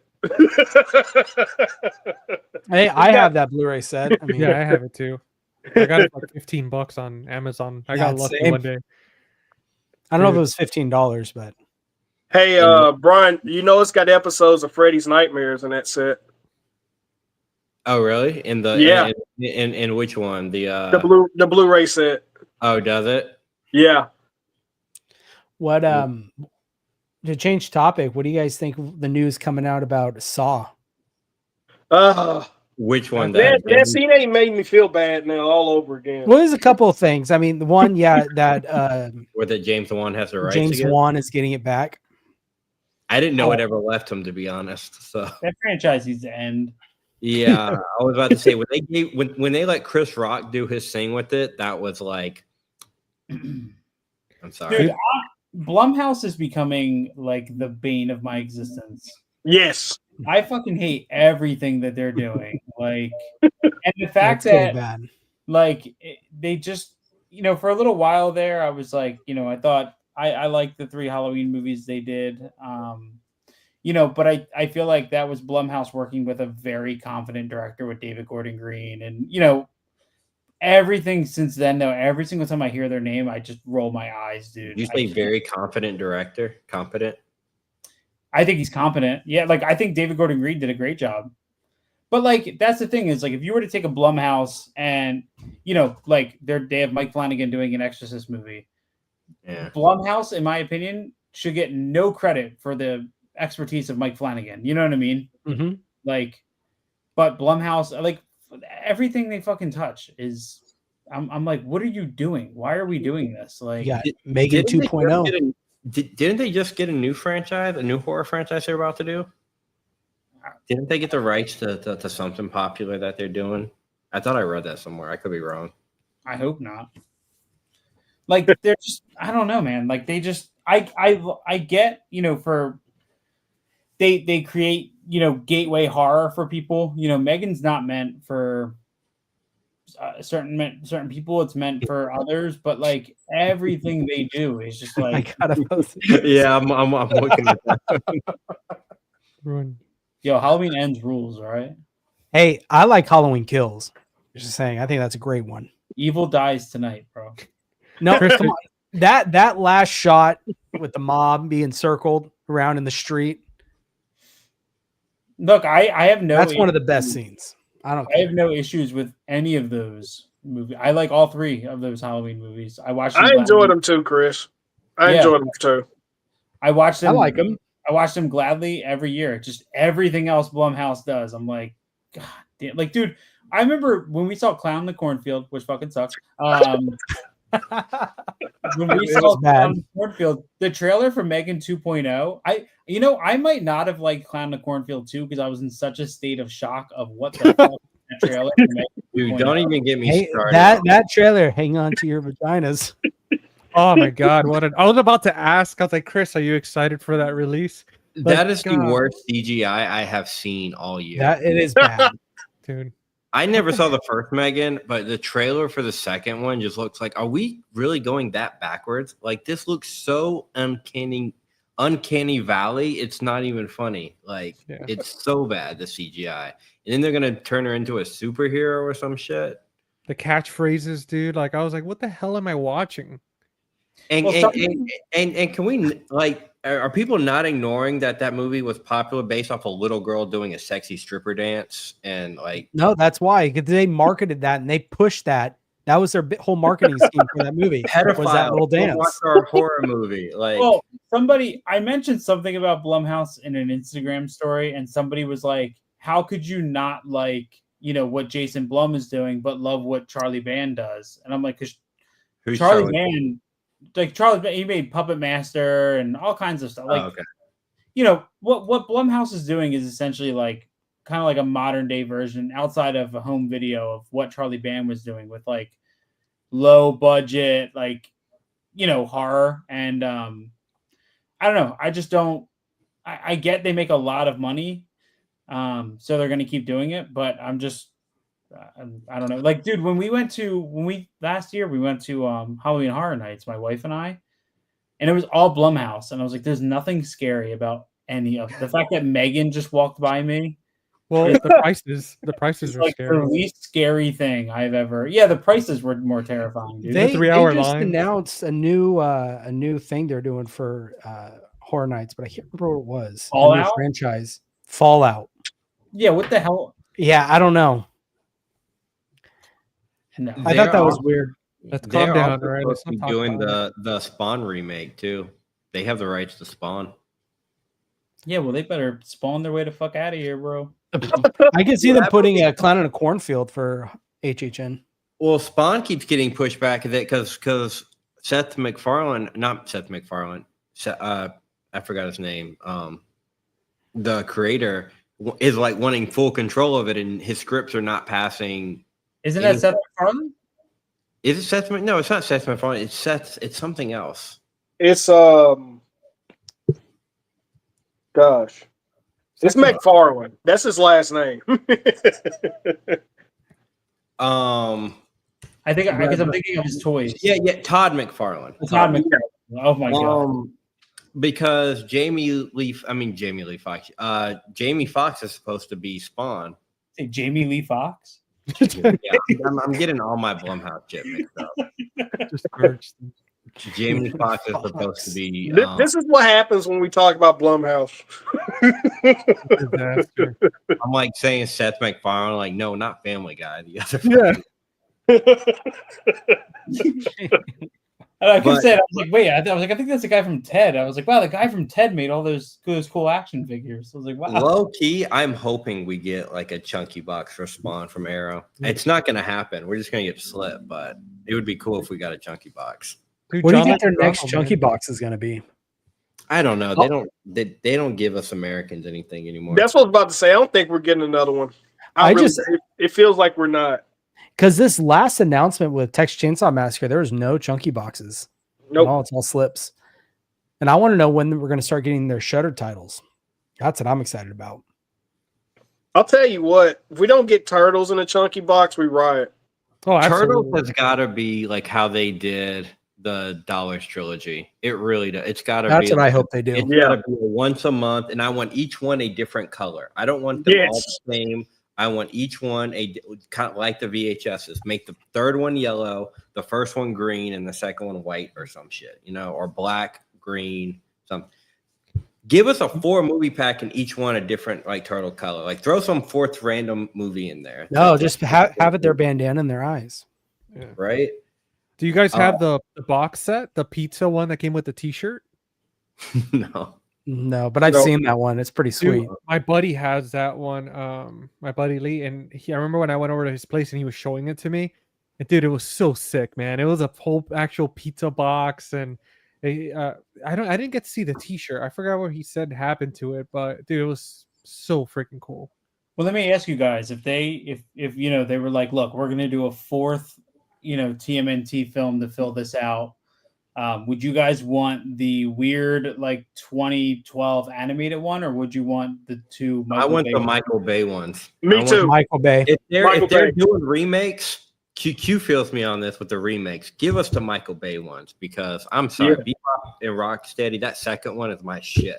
Yes, I love the second one. Yes, because we didn't have Bebop and Rocksteady back in the day. No. In films. Listen, dude, I'm still waiting on a 4K for Grind. I'm waiting on a Blu-ray. That movie hasn't even got a Blu-ray yet. You kidding me? That movie doesn't even have a widescreen DVD. It is just standard only to fit your TV. Like, what if they're sitting back and they're like, we have 4K restoration of Grind ready to go, and we'll release it when Bam stays sober for more than 3 months. Hold on. Hey, that ain't happening.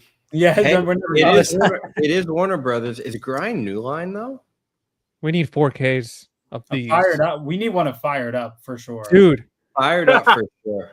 John Tucker must die. Yes, dude. I'm telling you. I was telling GC this, guys. Like seriously, if y'all find John Tucker Must Die on Blu-ray, do not buy it. Yeah. Do only import that. Do not get the US version. It will not work, and you will waste your money. Import that if you want the Blu-ray.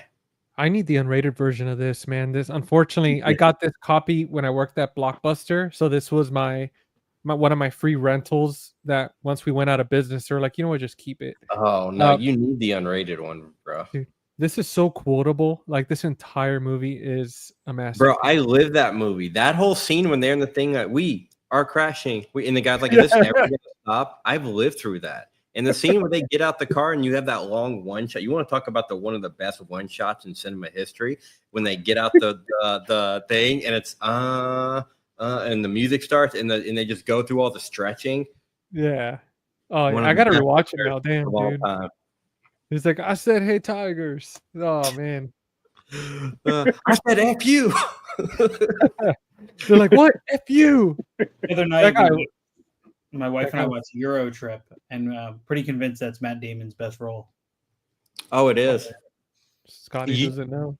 You know how he got that? You know why I did that, right? He was filming one of the Bournes when they were in Europe. They were filming at the same place, and the directors called him over for a day to do that and everything. I just picture like Paul Greengrass, like, yeah, go ahead. Your day off, go do this little thing.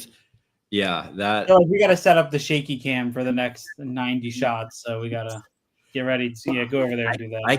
I cannot do the Bourne movies at all. I get like it's just too much shaky cam. Running through the halls.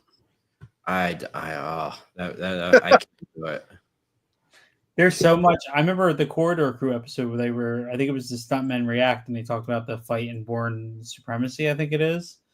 And just like how many mistakes there are because the editing is so jagged that we never picked up on any of it. I just remember the episode where they talk about the guy who when the camera jumps across with them and he goes, but how that whole building, they CGI, they replaced the whole building. Yeah, I mean I will say that was a cool shot because it's in it's an iconic shot to that franchise.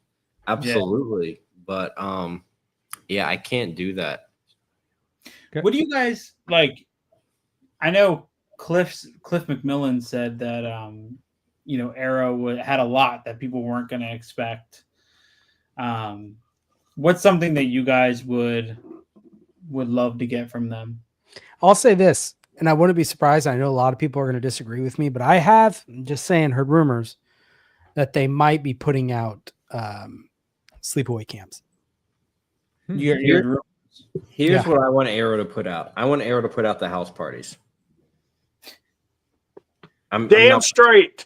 I want them to put out, hold on. I got a whole list of New Line. I want them to put out Mortal Kombat 1995. Oh yeah, yeah. Put out Austin Powers. I want them to put out Rush Hour. They need to get their Rush Hour would be great. Like, come on. They need to do Porky's. Bring that. Yes. They lost the rights to Porky's, sadly. But they got the Mask is New Line.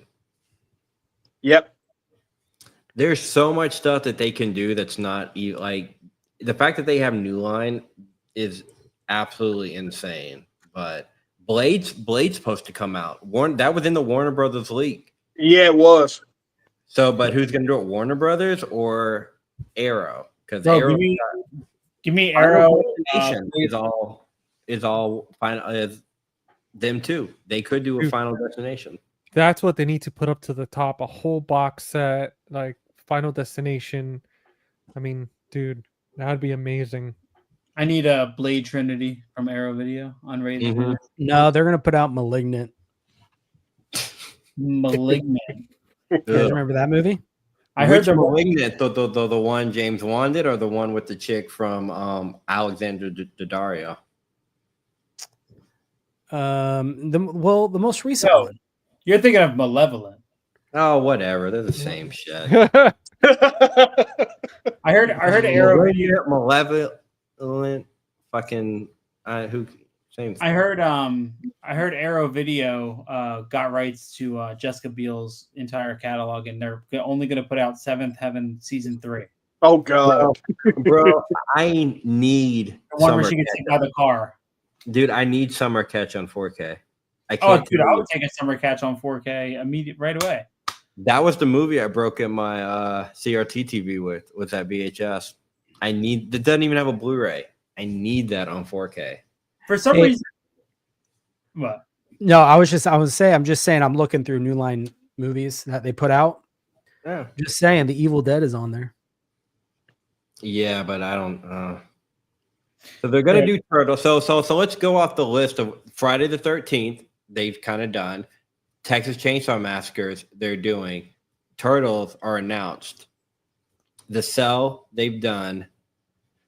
They need to do Mortal Kombat. You think they'll do? What about Leatherface? Have you ever seen Leatherface? I'm just saying they've already done the other ones. Why not? Not saying I won't. I will say though, Leatherface is better than the art for both of the Texas Chainsaw Massacre movies we're getting. I want to do a shameless plug real fast to the chat. Quietly Games. Yeah, I've got What Lies Beneath and have a side by side on my channel. If you want to check it out, I do show. I think What Lies Beneath looks really good. Yeah, and it's got a huge, really nice. The documentary is worth it alone. Yeah. Documentary alone is worth it. It's got like a full length 1.5-hour documentary, brand new, so good. Criterion will do Blade 2. Yeah, right. Dude, hey, it's Del Toro. You never. That's know. what I was about to say. Yeah, it's Del Toro. You never know. Listen, bro, I can see the Criterion cover of Blade Trinity though when Dracula's walking down the street. And it's like that wide shot of him walking down the city street. Dude, it's Criterion. It's gonna be a Dracula dildo, like right on the front, in a bowl of like Count Dracula cereal. I want them to do American History X. I think that needs to be put out. I'm surprised it hasn't got a 4K, to be honest. Mm-hmm. I can see that on Criterion. I can totally see that on Criterion. Mm-hmm. I don't see anybody else touching that. It'll just be Edward Furlong dead in the bathroom. Dude, we talking about all these the Blade movies and stuff, but my favorite Wesley Snipes movie, which is a crime they haven't done a 4K for it, is New Jack City. Yep. That's a crime. That hasn't gotten a new release. Nope. Damn. One of my favorites is Murder of 1600 or Murder at 1600. Yeah, that one was good too. That's only on DVD. That's Warner Brothers. Only on DVD. Who did Passenger 57? I don't know. I mean, is anybody else besides me excited for World Trade Center from Shout Factory on 4K? Love that movie. That's Warner Brothers Q. Okay, yeah. We need that too. Dude, that announcement, I was like, when they announced World Trade Center, I saw that movie in theaters. Never again. I'm good. Be prepared because they're probably going to announce United 93 next month. They're going to do the 9/11 trilogy. Bro, you know what honestly would look really good on 4K? Passion of the Christ. Mel Gibson. I've been saying that for a while that needs to come out. That movie is visually stunning. I mean, I think that and Apocalypto. Yes, dude, those two. Well, I mean, supposedly he's doing the sequel. Now would be the time to do it if they're going to do it. Here's the thing: Apocalypto was the Passion of the Christ. It would be an upscale unless they did. Well, that was the time period when because Apocalypto was shot on digital, so it was shot 1080p. But I think it was brought into, because that was at the time when digital, films were still on film. So it had a 35 millimeter negative, but or interpositive. But that movie was not shot on 4K. It was or 35 millimeter. It was shot 1080p on digital. I'm still thinking about. He's working on a sequel to Passion of the Christ. Yeah, it's production really soon too. Yeah, it's supposed to be after he rose and his life before he ascended. It's called like Resurrection or something or Passion. I got the tagline. Ready for this? Ready? Christ lives. That's it. That's the tagline. Dude, could you imagine if we get Passion of the Christ and Dogma with Buddy Christ in the same year? That would be awesome. Bro, listen, I just can't wait to own the complete Passion of the Christ trilogy. All right, I can't wait one day. Have it all in like one set, kind of like the what's that one that Keith just posted, the before midnight set. Oh Bro. yeah, the Before trilogy. They'll do the Criterion. Will put all three of them out, and it'll be like the Citizen Kane case. So it opens into a cross, and each side is one of the movies. Oh my god! What about the butterfly effect? Yes. Oh, man, that was a great one. I like Butterfly Effect. Quietly Games has some bangers in here. Enemy of the State is a day one 4K. Needs it day after tomorrow. I think the CGI in the day, I think it holds up. I got a slip. I just upgraded that to Blu-ray last year, and I got this like I think Walmart edition slip cover, which is really dope, or Best Buy edition slip cover. Is it all white one with the? No, it's like blue. Okay, I remember there was a couple of them. Oh, I I think want a San Andreas 4K. Does that not have a 4K? That's a modern movie. I don't know. Yeah, the 4K. Just I want Only the Brave on 4K. I'm sure like those scenes with the fire and stuff will look amazing. Only the Brave. That was a good movie. Yeah. Is that the one with Josh Brolin? Yeah, Miles Yeah, Teller, the firefighter movie. Yeah. Speaking of Based on a Josh true story. Brolin, me and Q talked about this, and we can relate. But we need the remake of Old Boy on 4K. So we Yes. Elizabeth Spike Lee, Olsen in 4K. right? That was Spike Lee directed that, right? Spike Lee, yep. Mm-hmm. It probably has a 4K, and I just don't know. But I was really shocked at how many people weren't excited about Place Beyond the Pines getting a 4K. Dude, I'm excited about that. Yeah. I haven't cannot seen the wait. movie, but I know that will like look visually stunning. I've seen the trailers. I've seen All tatted up Ryan Gosling. Bro, I think we the need a movie he met his 4K. wife at. I think we need a 4K of Sylvester Stallone's Driven. I think that needs a 4K. Copland needs a 4K. Banshee Chapter. Dude, Is that a Shutter? Is that a Shutter movie? No, man. It's some that company remote? called Excel Raider Media, by Macabre or whatever. It was one of the first, like this was on Netflix in the beginning. And dude, if you guys haven't seen this, and I bring this up every so often, it's on Tubi right now. For the love of God, go watch this movie. It's stuck on DVD, and I could see Second Sight making a sick box set out of this movie. Like, even if it's Blu-ray, I'll take the Blu-ray just for the love of God. Like, Second Sight, I know you're watching this. What we need are One could only wish. We need individual releases of the Underworld because they only came in a box set. We never got these individually, and you got to pay for that expensive ass box set. It's out of print now, isn't it? That box set? Yeah, that's what I'm saying. Mm-hmm. Brian, bring it back into print. Bring it back into it. I think I'm hoping with the announcement that they just wrapped production that we get this on 4K next year, hopefully, when they release the second one. Because how are you going to release the second one on 4K and not this one? If they release the second one on 4K. Man, don't get me started, Brian. We need Barbarian in 4K. We need a release of Barbarian, period. Dude, I'm telling you. DC's got the only release. I got the only copy, dude. Second Sight. The director was like, "Here you go, brother." I just watched this again. Was it yesterday or the day before? And this copy was phenomenal, dude. Like, I thought I was watching a 4K. Like, I might have to pick that up. I'll send you the link, man. Yeah, it was like send it to me too, man. Yeah, I'll send it to you guys. I want them to put on The Void. That's one that I think needs a physical release. It does have one. It's just hard to get your hands on. Well, that Blu-ray. Yeah, it does have a Blu-ray. 4K. I want a boutique label to put out a 4K of The Void. I think that'd be great. I'm looking. Steven finally made it to the chat. Where is he? Yeah, where are you, Steven? Bro, I hope you sold the house, bro. That's all I'm saying. Dude, you're not too late. Get on. There's still time. How do y'all? I don't know if y'all have seen this. I have a whole video coming out about this, but how do y'all feel? Do y'all have this by the way? Any of y'all pick this up? I'm waiting for a sale. Pick it up. Get it. They used AI to upscale this. Hold on. Don't. Hey, hold on. I'm making a whole video about it. They give you two versions. They give you the SD version and they give you the HD version. And you will not want to watch the SD version. It looks so good. Hey, I'm But just saying you they can use, tell it's AI. There's parts where you can tell it's AI, but they did the Lord's work. That's what I'm saying. they did AI for 7, and I think that looks That was different fantastic. AI though. That was removing and adding Hey, stuff. That It was still AI.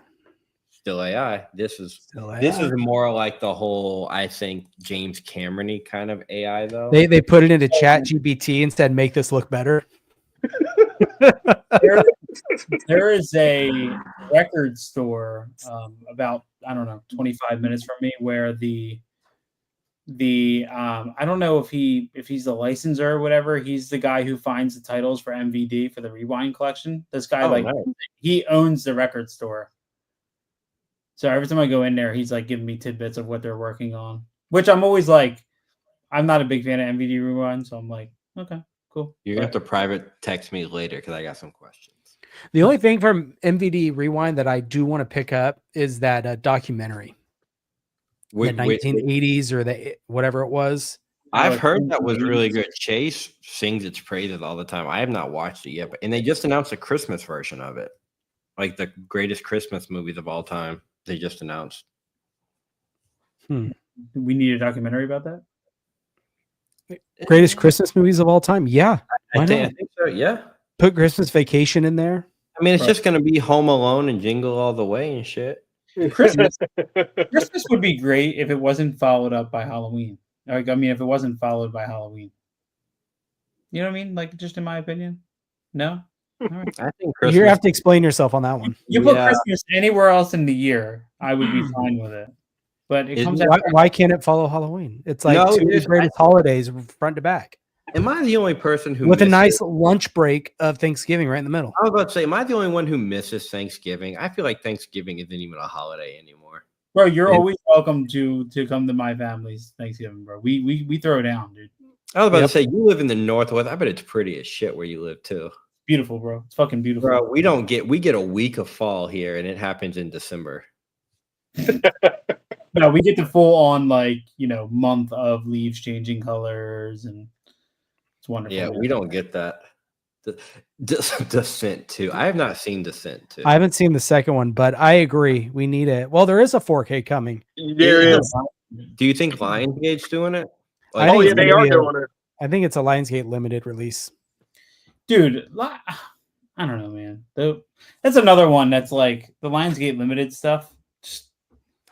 It's weird. I do want the only one I really want. I want Basic Instinct. That's the only really one. I was gonna get Kick-Ass until I saw Q's video, and I like their release of the Crazies. I have that one. Oh, with that awful artwork. I just realized I have a line. Hey, it's not a Lionsgate limited, but one of their old Lionsgate slip covers with the things. It's like the only Lionsgate slip I have, and it's really nice for a movie. I'm probably gonna watch one time in my life again. I just don't like the idea that they're just taking what they were doing before and decide to put it on a website and rebrand it as their own little boutique label, which before it was just studio releases. That's my issue with it. Remember when Vestron releases were like $14 and you could buy them at Walmart? And now they're selling May. That Second Sight already put out the best version of it. For like, aren't they like $30 after shipping? I don't know. Stupid. Poo poo. That's what that is, bro. They need a bidet. Shit out the ass, bro. We're gonna go back on this tangent. Speaking of bidet, Crocodile Dundee. Oh Lord! I hope they don't sell a single copy of that shit. You know what's funny, Chris? I almost bought. This is so bad. I almost bought Parthenope today on Blu-ray, and then I saw it was distributed by the same Australian company who's putting out that cut, and I couldn't do it.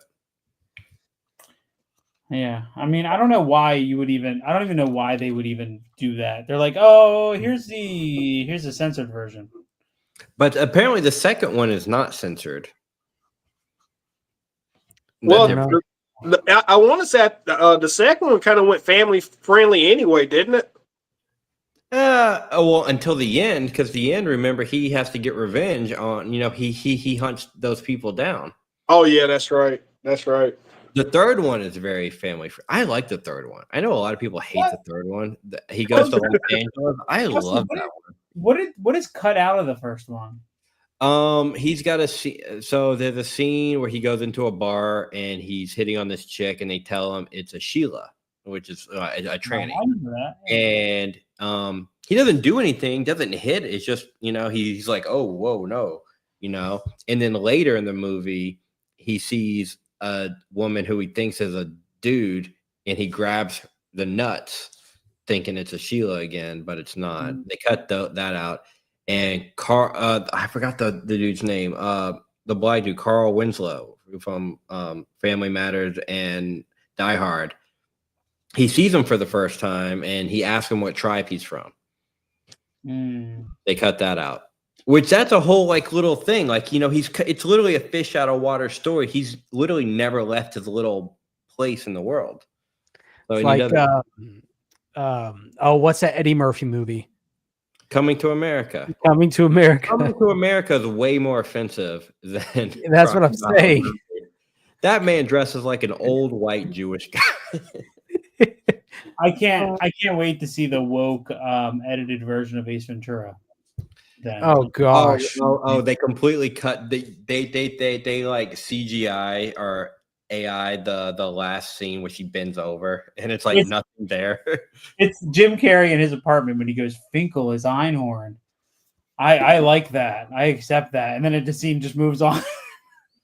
Dude, I watched that movie for the very first time last week, and probably since it came out. I never remember liking that movie, and I'm watching the VHS thinking, do I need this on 4K? And then the second he hooks up with Courtney Cox, I was like, yep, I'm buying this 4K. Yep, I'm buying it. I was laughing so hard. I need them to put out When Nature Calls. That's my favorite out of the two. You just want to see him coming out the Rhino and What's your point? Okay, and I'll be honest, bro. If anybody's side-by-side comparisons are not that scene, I feel like it's automatically incompatible, man. I can't do any side-by-sides because all I have is a VHS. Dude, I'm not buying a Blu-ray. When Nature Calls is fantastic. When Nature Calls, it's one of my favorites. The scene when they're in the in the dining presentation room and he uses the hand signs. Yeah. Me and my wife's favorite is when they flip the safari car and it lands perfectly in the spot, and then Jim Carrey slams the door open and looks out of a Rolls Royce. Yeah. And then he walks to the front and the car's smashed to pieces, and he goes, "You ought to think about getting this baby detailed," as he cleans the front headlight. He the earthquake test. He shakes the pole. The guy's bouncing. He's good. With my help, he could be the best. Yeah. When he's dusting for fingerprints. Dude, that when it cuts to that pan of it slowly moving over and he's covered in the dust. Yeah. What's he say? He's like, not one damn clue. Yeah. I feel like Jim shakes, gets it all off. Do y'all feel like with physical media, it's like once one gets, because they've been doing this lately, I feel like with directors and with actors, like Clint Eastwood's having a whole thing. It's having a renaissance right now. Do y'all think Jim Carrey could like we get Ace Ventura, and then we get The Mask, and then Liar Liar, and then and then Son of Mask, and then Son of Mask. When the dog gets the mask. No, if we're talking Jamie Kennedy on 4K, we need Malibu's Most Wanted. Oh yes, we need Kicking It Old School. Hell yeah, VSU. You know when Jamie Kennedy was making that movie, he was dating Jennifer Love Hewitt in real life. I'm just saying. Bro, Freddy Got Fingered is coming out Criterion, bro. Criterion 4K Digibook. Wait, bro. You wait. Telling you. Dude, we there. Do you know what the cover is gonna be? It's gonna be him with the horse.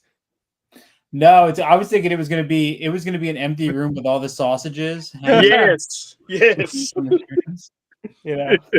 Dude, that movie is, you know what? Like that one and The Ringer. We need The Ringer on 4K. Oh, The Ringer. Dude, that's one I don't think we'll get. The Ringer was great. That is Fox. Disney has that thrown in the back of the vault Oh, somewhere. they'll never. They're release not it, going to dude. let that, never let gonna- that go. They will No. never license that out. Dude. No. I just saw But- a conversation with Johnny Knoxville and Steve-O on his podcast, and they were talking about that movie. How till this day, that's Johnny Knoxville. You scratch my CD. When the fuck did we get ice cream? Can you pass the ketchup? I could. So Johnny Knoxville, he's talking about how till this day that's his proudest like moment, his proudest movie ever, because he got full support of the Special Olympics. Oh yeah, Like, dude, and how much he said how much he loved filming with the guys, and they were the coolest people, and he loved highlighting how special and amazing they were, and people just like fucking start slinging dog shit at them, like at Johnny Knoxville, not like actually, but they were pretty much might as well do that. Like they were just bashing him for the movie, and the guy was just trying to highlight like an awesome community. And that's the whole thing. Like the same with Disney and Snow White. They didn't want to use dwarves. Didn't even talk to the dwarf community. And they're like, Yeah. well, we want to do it. What are you talking about? It's the same with like the Ringer. Like he got embraced by the special, Olympics community. Was like, yes, make us part of the joke. Well, you They could were all for kind it. of blame Peter Dinklage for that whole issue. True. Listen, I'm gonna put this out into the world. I need a nice new release of The Rock's Walking Tall. Yes. Yes, that movie is so That underrated. is good. What's his what's the guy's name? He's a casino owner in that movie. I forget that actor's name all the time. Neil McDonough, isn't that his name? Yeah, something like that. Neil. He's I have always loved that remake of Walking Tall. What about the rundown? Dude, Yeah, That's it is good coming one. out. Okay. Yeah, that's Yeah. gonna. Yeah, Neil McDonough. Yeah. I could see Walking Tall getting a Kino. Yeah. Is Speaking of Rundown Kino, Kino? Who's doing the Rundown? Because that got announced. that seems like a Kino I title. think Kino's doing it. I just don't like how Kino does not put. Are any of y'all getting Road? What's that movie that just came out? The raunchy comedy Road. Road Trip? Road Trip. I was thinking Road Rules in my head for some reason.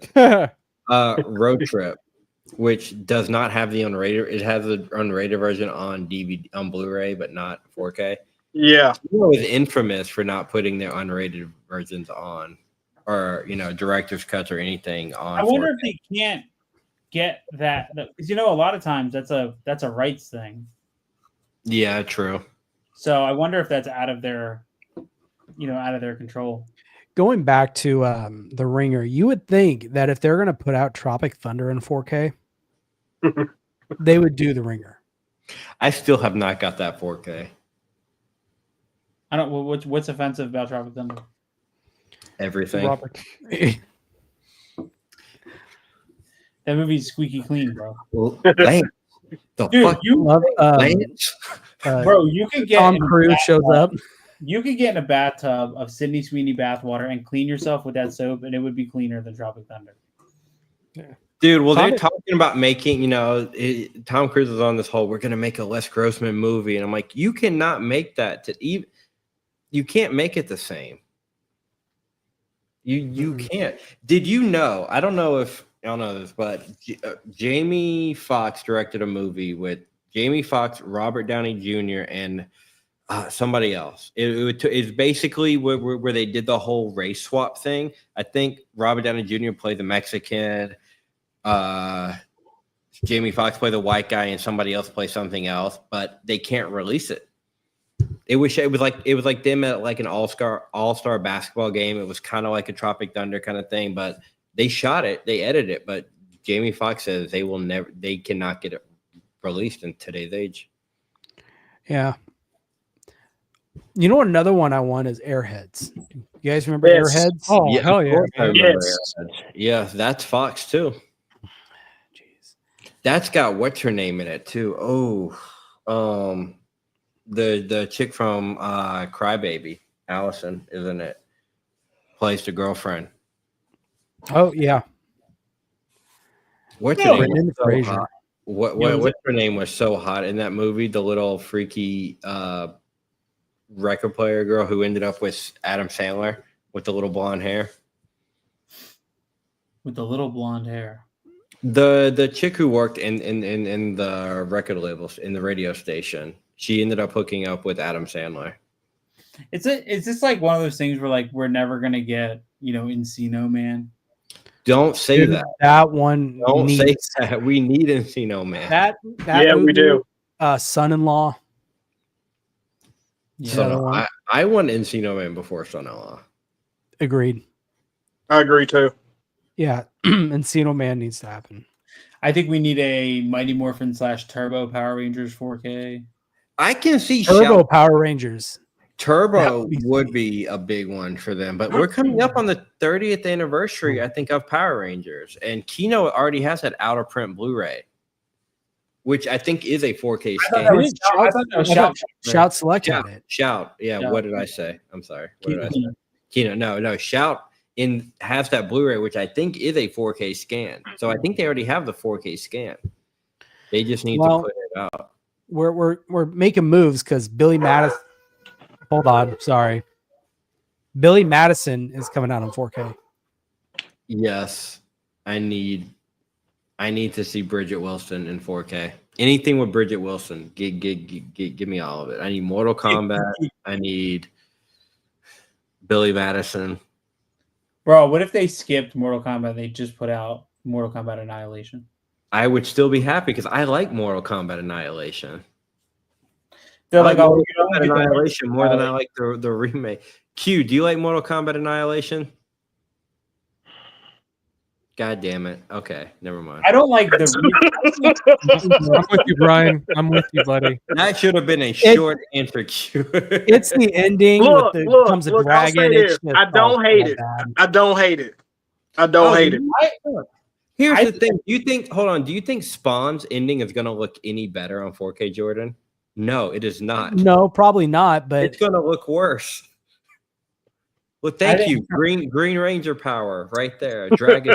I think Annihilation is better than the new Mortal Kombat movie we got. Thank you. That new Mortal Kombat movie was hot garbage, bro. hey, Kano look, was just Kano wait was for the good. sequel. It could still. I enjoyed it. I had a good time watching it. You mean to tell me they made a Mortal Kombat movie where the final fight takes place in a UFC ring between Scorpion and Sub-Zero? Yeah, And but then- there wasn't really even a tournament in the first Mortal Kombat. And then they gave you a character that was not attached to anything. And Whoa, and Jordan. Wait, did you say there? Wait, did we watch? Did they not have the tournament in the original? Oh no, they had a tournament. Yeah, that whole movie was a tournament. Yeah. Yeah. Well, maybe I thought there Yeah, was. No, there's no, the nothing in that second movie one that didn't- wasn't didn't a have tournament. Yeah, That the movie second was one all doesn't. tournament. Yeah. Okay. Yeah. That's what they kept saying. They're like, yeah, wait till you see what we do in the second one. That Yeah. movie's all going to be Johnny Cage. He's the only name actor. Carl Urban is the only name actor in that movie. They are going to utilize the shit out of him. Yeah. Well, he's already all of their marketing up until this point. Much, Brian, we need a box set. We need these on Blu-ray. For Look, some I reason, like- I thought for a second, I thought you held up How to Be a Player, and I was like, "What you know about that movie?" Yeah. What you know about that? I have it. I have it on DVD somewhere in my stack. Listen, Oh, where Bill Bellamy action. I need a Dane Cook, Grandma's Boy. I need a Dane Cook 4K box set of Employee of the Month. Employee of the month. Oh yeah. No, I know we why need Brian a- wants it. No, Employee of the Month. I've seen that once with Jessica Simpson. Give Yeah, dude. That movie's No, hilarious. Matt me Dillon. waiting. Give me waiting. Waiting's a good one. But Yeah, if y'all- what was the movie with Dane Cook where he was like the my best friend's girl. No. He was the guy, like if girls had sex with him, they got married. Good luck, Chuck. It was good. Oh, luck, Good Chuck. Luck Chuck with Jessica Yeah. Biel. Yep. Yeah, So we need good. Good Luck Chuck. Yep. Jessica Alba. My bad. Jessica Alba. Yeah, She's like a slut. he pulls the little her skirt gets cut in the door and she's got the little penguin panties. Dude, I grew up with her, man. When we were kids, we're in the same karate school. Really? Really? Oh, I had the biggest. She's a few years older than me, but I remember having the biggest crush because my grandfather worked for her grandfather. And dude, until later on in the future, when she came out on Dark Angel and all that stuff, my grandpa would watch the show and he's like, "Oh, you remember Jessica, right?" I was like, what? And he's like, yeah, you don't remember her when you went to karate class with her? And I was like, oh, my brain started freaking doing this. I'm like, oh my God. Yes. I was like obsessed with her. I was a little kid. I was just like, oh, you kicked me in the throat. I don't care. Bro, in another life, man, you could have been Mr. Alba. you could have been GC. You would have taken her name. Absolutely, dude. I would have bought her freaking soap. I don't care. Guys, I'm gonna have to get off. Yeah, I'm like falling asleep on here. I was about to say, yeah, Kurt's been yawning for the past 30 minutes. Intruder, nice. Because I know Steven were talking about it, and hell yeah. All right, guys. All right, y'all. I'm off. All right. All right. We'll see Peace. you later. Later, guys. Bye, guys. Later.